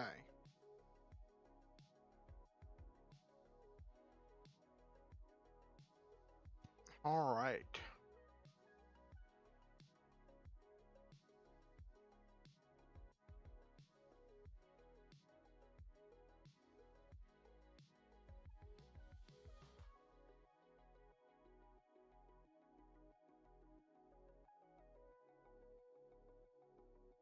Oh my gosh. I've just dealt with the cockroach and now there's a moth flying around. Ugh.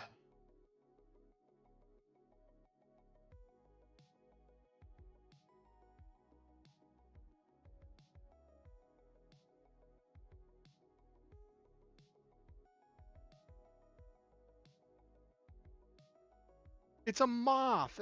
What did the cockroach reincarnate as a moth? That time I got reincarnated as a moth? Is this an isekai?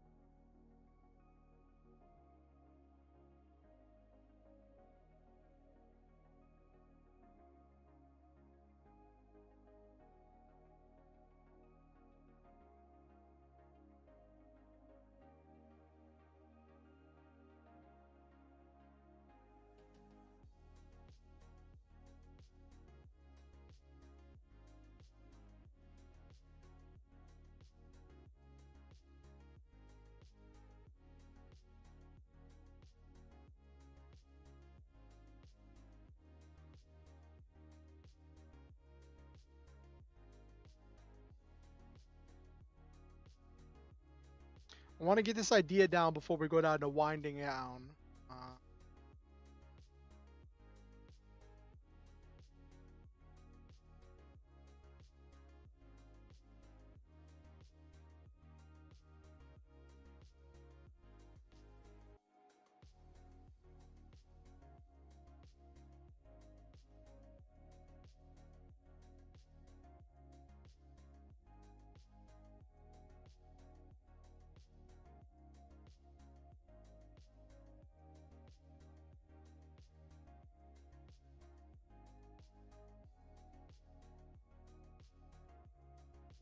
uh,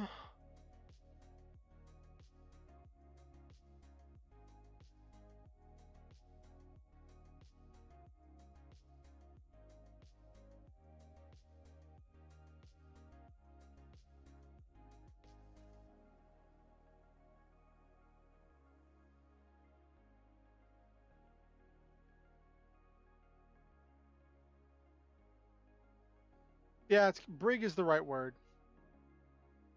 Possibly or possess the moth. Oh no, there wasn't a moth down here 2 minutes ago.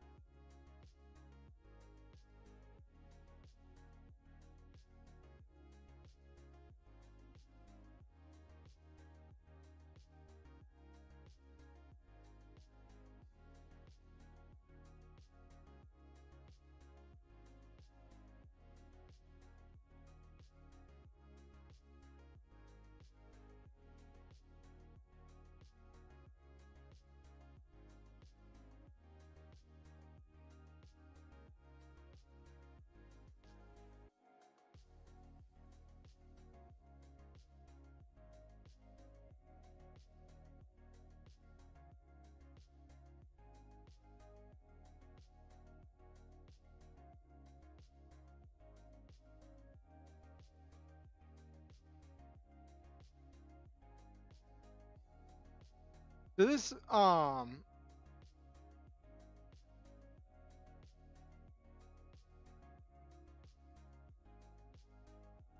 all right. All right.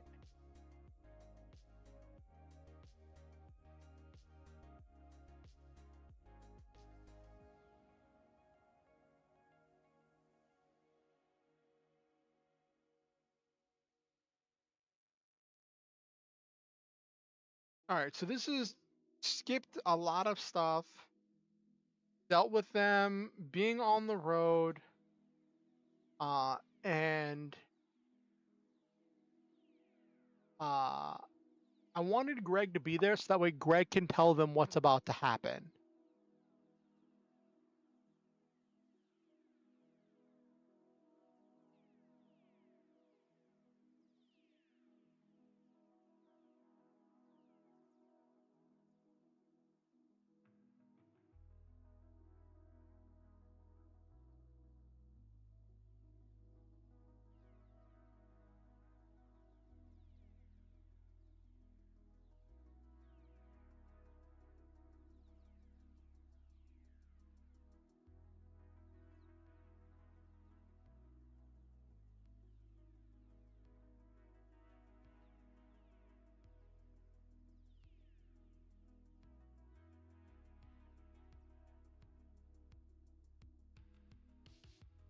Okay.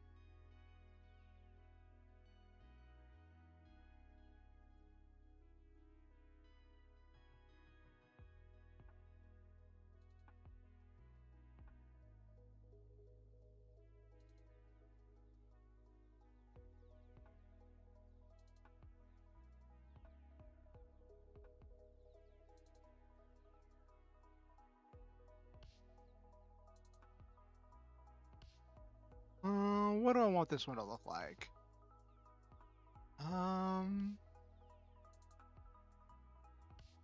I already had one that was wings on the eyes. Let's do. Yeah, I did one with wings on the eyes and then one big eyeball orb in the center.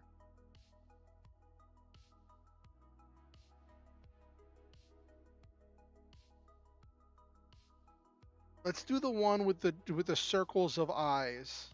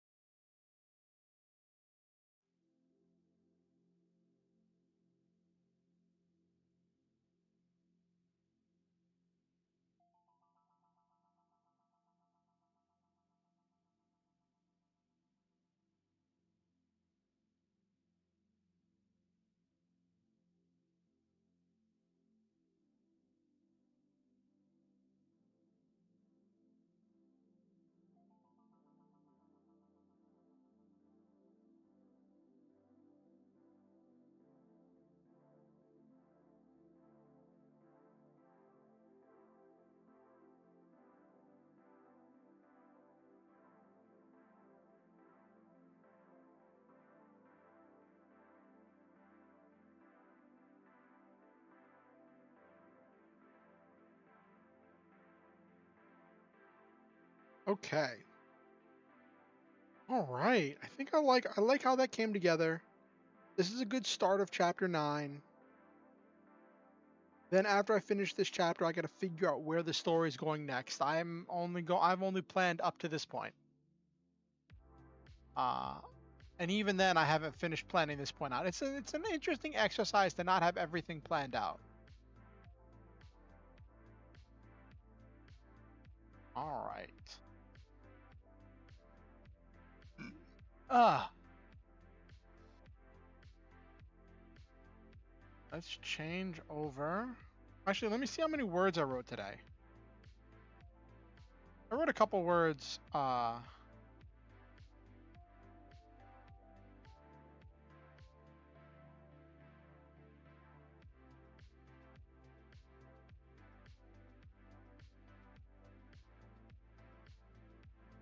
this is where I started.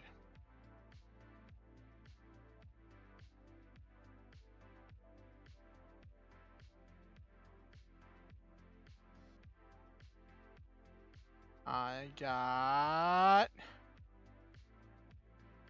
2,000 words today. 2,092 words. That's not bad. That's not bad at all. Got essentially an entire chapter written. Got like most of chapter 8 was written today, and then we started chapter 9. Nice. How many words? How many words is this into chapter 9? What is this, like 700?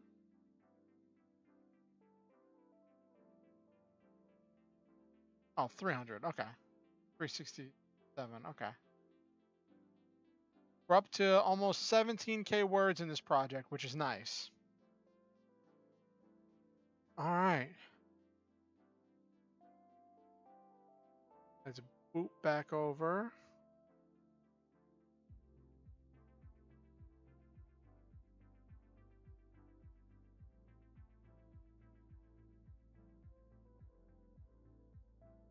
That was better. I changed the transition speed a little bit, and I think that worked a lot better. All right. Let me change the music a little bit.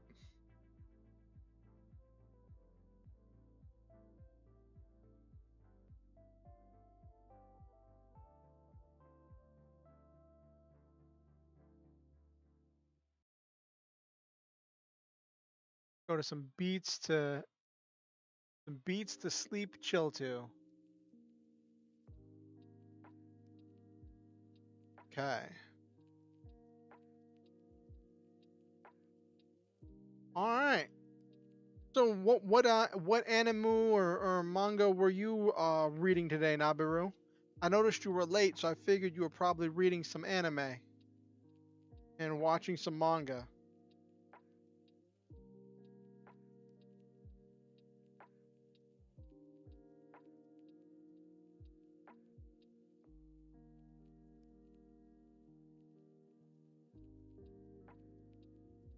Let's see what we got.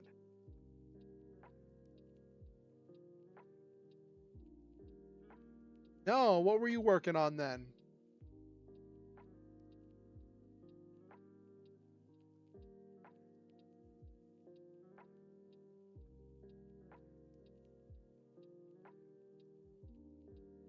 Family decided to make TikTok food, so I had to spend an hour helping clean up them. So were they making a TikTok video, or were they making food based on a TikTok video?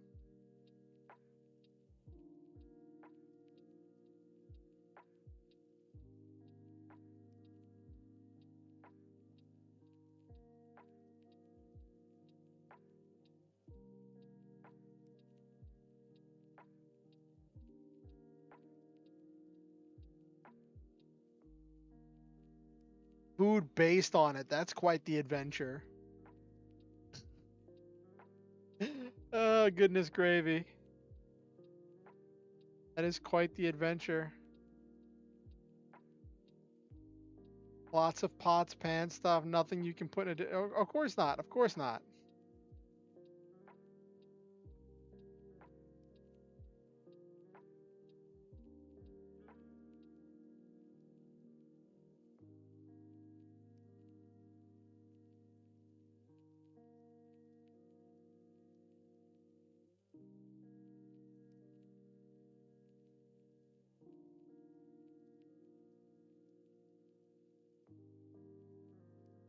So I have had an interesting few days. Um,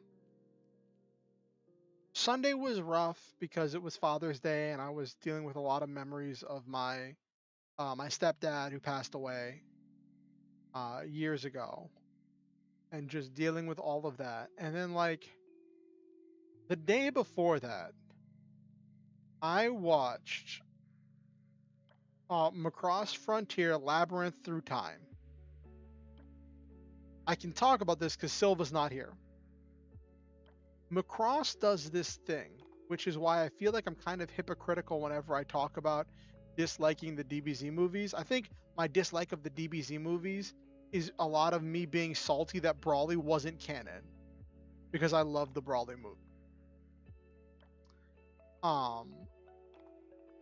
And I just wanted Brawly to be canon, so I was salty about it. Anyway,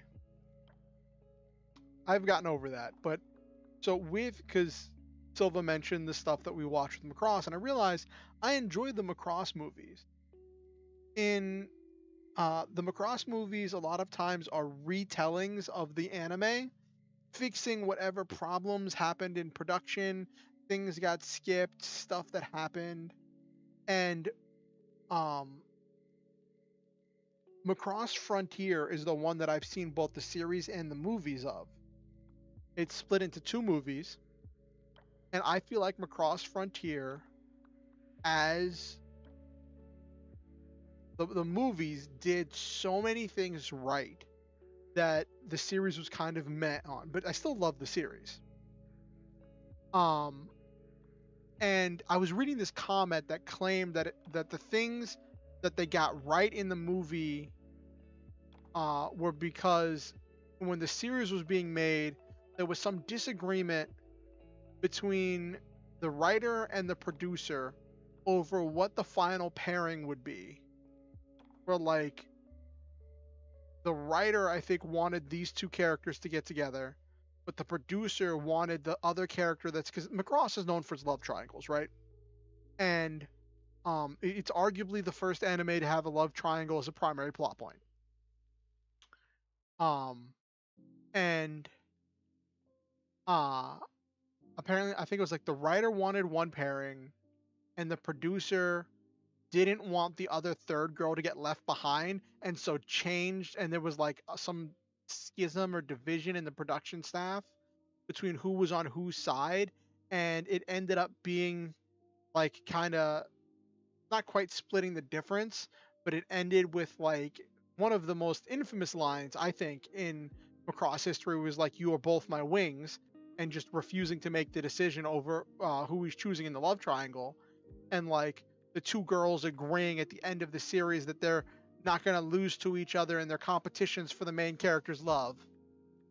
So it ended with like this weird poly still competition kind of thing ending, right?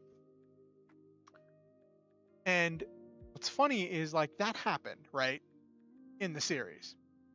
And then whenever they released the movies, one of the advertising features for the second movie that told the second half of the anime in movie form was the main character actually decides who he likes. That was one of the things they advertised about the movie, which was freaking hilarious that was an advertising point.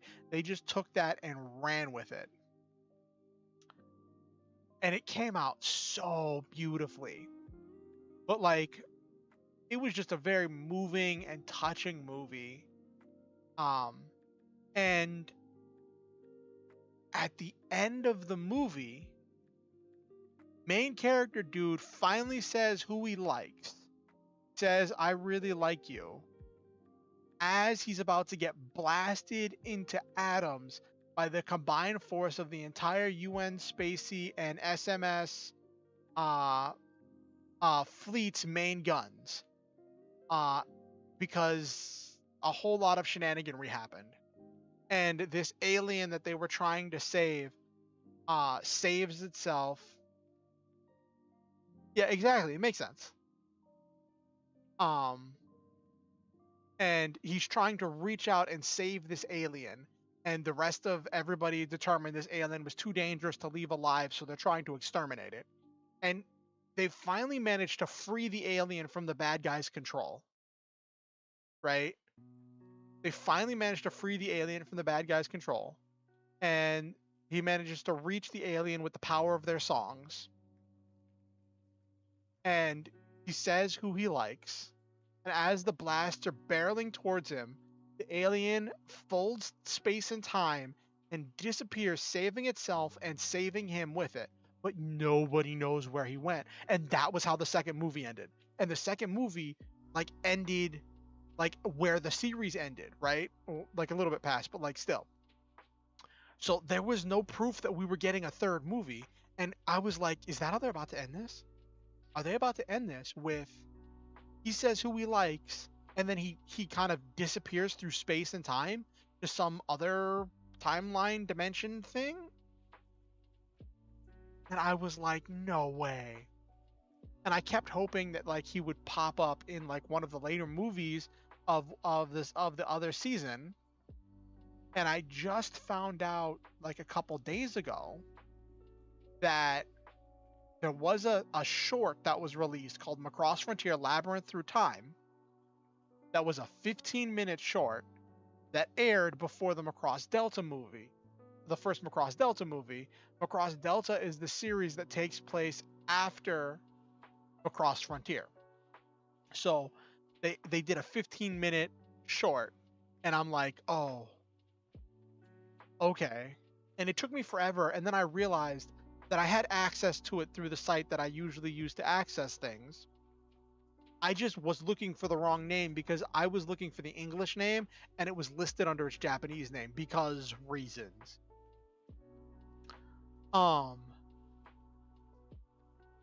So I was like, okay, whatever. And I watched it. And it was this whole thing where this one character is trying to sing to activate these ruins, because Macross is all about the power of song.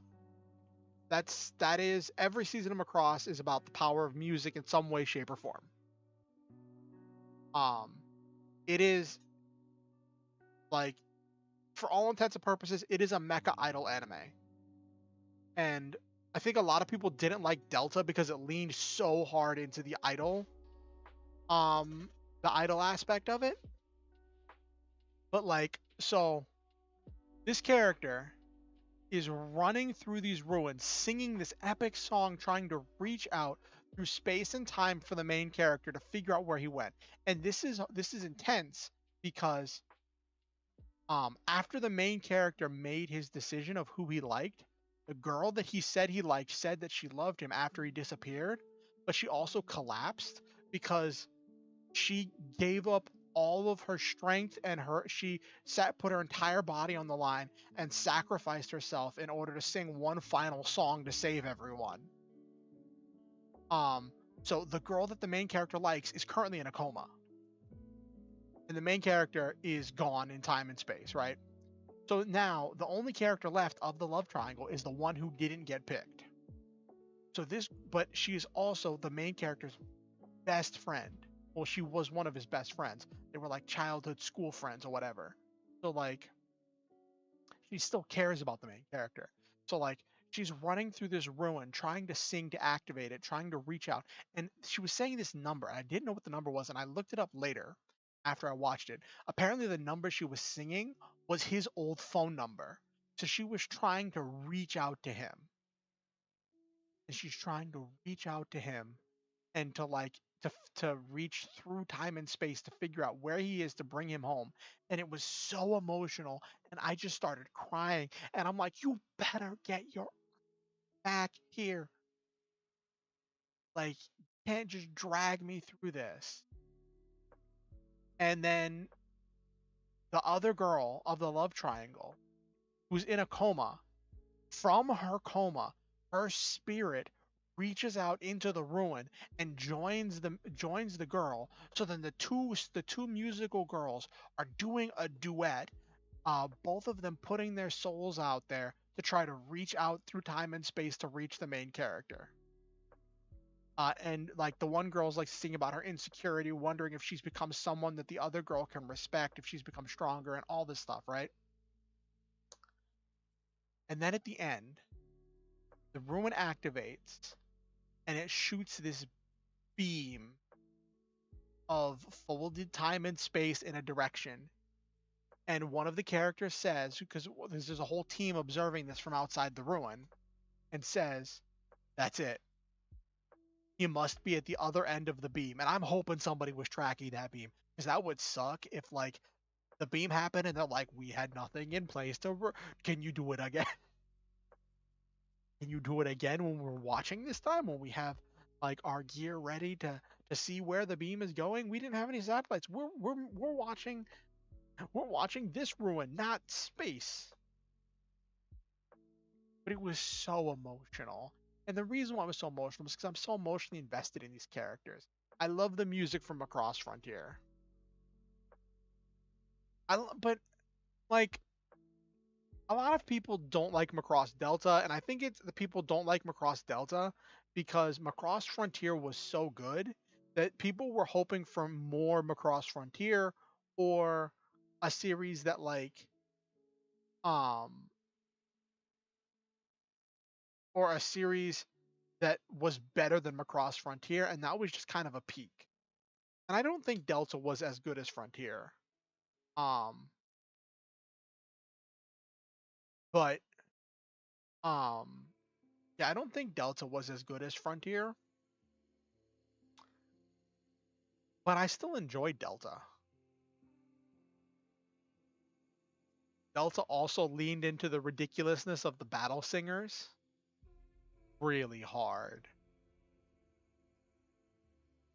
There is one scene in Macross Delta where like the girl is so motivated to sing, she like runs, uses the boosters in her skirt because they have boosters in their skirts to propel herself into a battlefield and is singing while free falling into this battlefield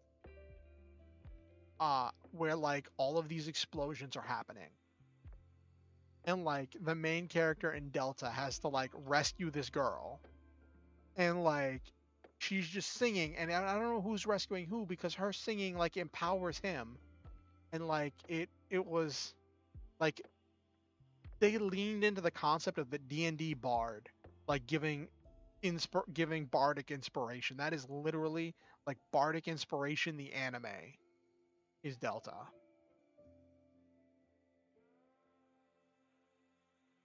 Anyway, I could rant about Macross for hours. So I don't know if I've told you this story, Nabiru.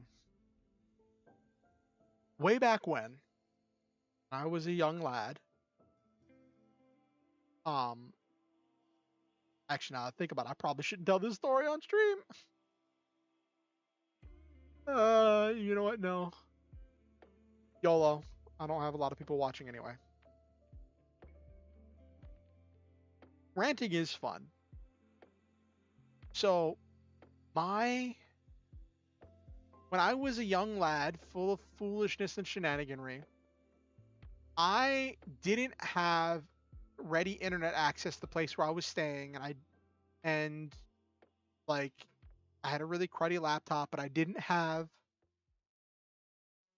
consistent internet access. So I asked someone who's like a brother to me, I call him my brother, to acquire this collection of all Macross content.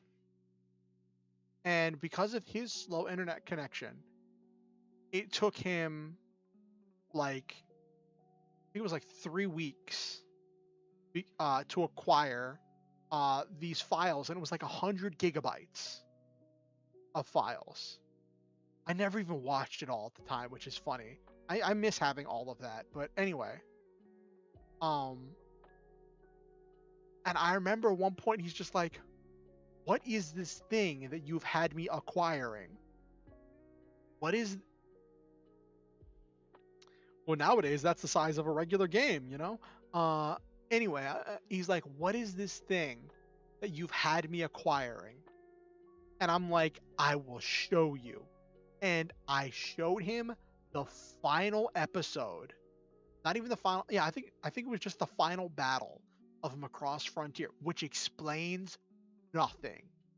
I just put him right in it, and there was people singing, There was explosions. There were there were jets that were transforming into mechs. There were missiles. There were lasers. There were aliens. And through it all, there are these girls that are singing intensely while standing on battleships that transformed into giant humanoid robots. Uh,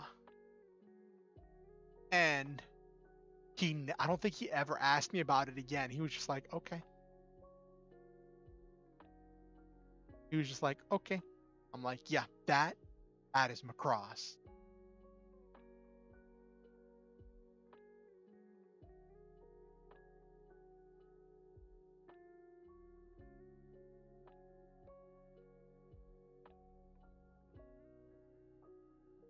Like, this is Sparta. No, this is Macross. But speaking of Macross, it's interesting because they just announced um that there's going to be a new Macross anime sometime, I think like next year. I'm wondering, as me and Silva make our way through Macross, if we'll be caught up in time to watch the new anime when it airs. That would be interesting.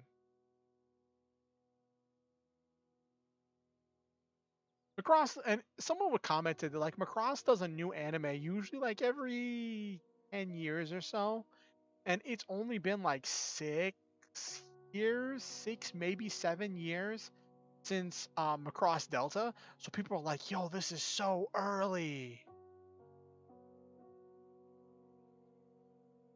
And I'm like, yo, give me a fourth Macross Frontier movie. Give me a movie. I need a Macross Frontier movie where they find the main character, where the girl he chose actually gets awoken from her coma, and they have an epic celebration of awesome music and singing and something. I don't even care. I just like, yes, this Labyrinth of Time ended with them theoretically knowing where the main character is, but like, if his booty does not come home, I will be very sad.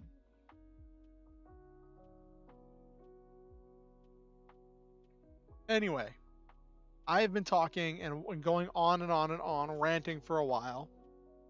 Let's wind down for the night. Let's wind down and chillax and do all of that jazz.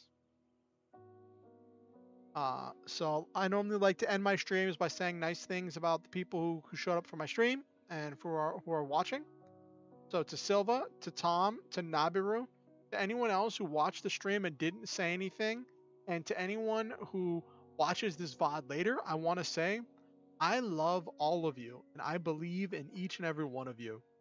I think that you all are special, wonderful, and truly unique individuals who make this world a better place just by being in it. I'm grateful every day to live in a world with you in it. I think that each one of you possesses a unique, special, one-of-a-kind energy that only you can bring to everything you do. Thank you for giving me your time, your attention, and your energy. Um, and thank you for being members of this community. Always remember the Star Hunter motto: shoot for the stars, have wonderful adventures, live your dreams, and always stop to enjoy the meal. Uh, and also, if you, I do ask that you like the stream. Helps the algorithm with pushing it out to other people, and it, I need every bit of help I can. I heard, I don't know if this is true, but I heard somewhere, I saw someone post about it on Facebook, not Facebook, on Twitter, that YouTube is going to be decreasing the requirements to make YouTube partner. But if you only make it through the decreased things, you don't get ad revenue. You just get memberships and super chats. And so it's essentially like affiliate. They didn't decrease it as much as I would have liked them to. It's essentially like half. They were saying instead of needing 1,000 subscribers, you need 500 subscribers, And instead of needing 4,000 watch hours within the last year, you need 3,000. I don't know why they cut one in half and they cut the other one into 3/4 instead of in half. Like, bleh. Like right now, I'm at like almost 250 subscribers, and I'm usually pushing between 900 and 950 watch hours average for the year. So like, I don't know if that's true. I might do a push to put out more content, to try putting out more content and making more things, to try to actually push for that YouTube partner. I don't know what it's gonna really net me, but I guess if I have more of a community, that could be something. Uh, we'll see. We'll see. You never know what the future holds. Anyway, sorry, I got distracted. But yeah, if you have any friends, family, enemies, neighbors, arch nemesis, office rival, work boo, that you think might enjoy my content, feel free to show it to them or bring them to the next stream. Next stream is going to be Friday at 8:30 p.m. EST. As far as I know, I don't think I have anything planned. And yeah, if you want to keep up with what I'm doing on YouTube, be sure to subscribe and ding the notification bell. It lets you know whenever I go live or release any new content. And please, even if you think you're subscribed, make sure you're still subscribed. Sometimes the system will randomly unsubscribe people, and that's not cool. If you want to keep up with what I'm doing outside of YouTube, then you can follow me on Twitter or join my Discord. Links to both of those are in the description below. With that said, I want you to always to know that you don't have to donate to be a member here. You don't have to donate to be welcome. You don't have to give money to be a part of this community. If I do ever get memberships, those will cost money. I'll probably put them at like $1 or something. But anyway, sorry, getting distracted. Your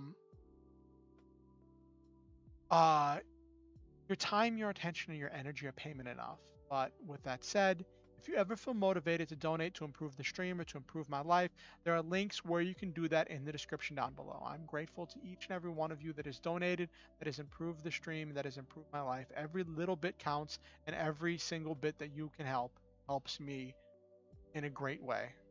Thank you to all of you who've donated before. Thank you to all of you for being members of this. Have yourselves a wonderful night.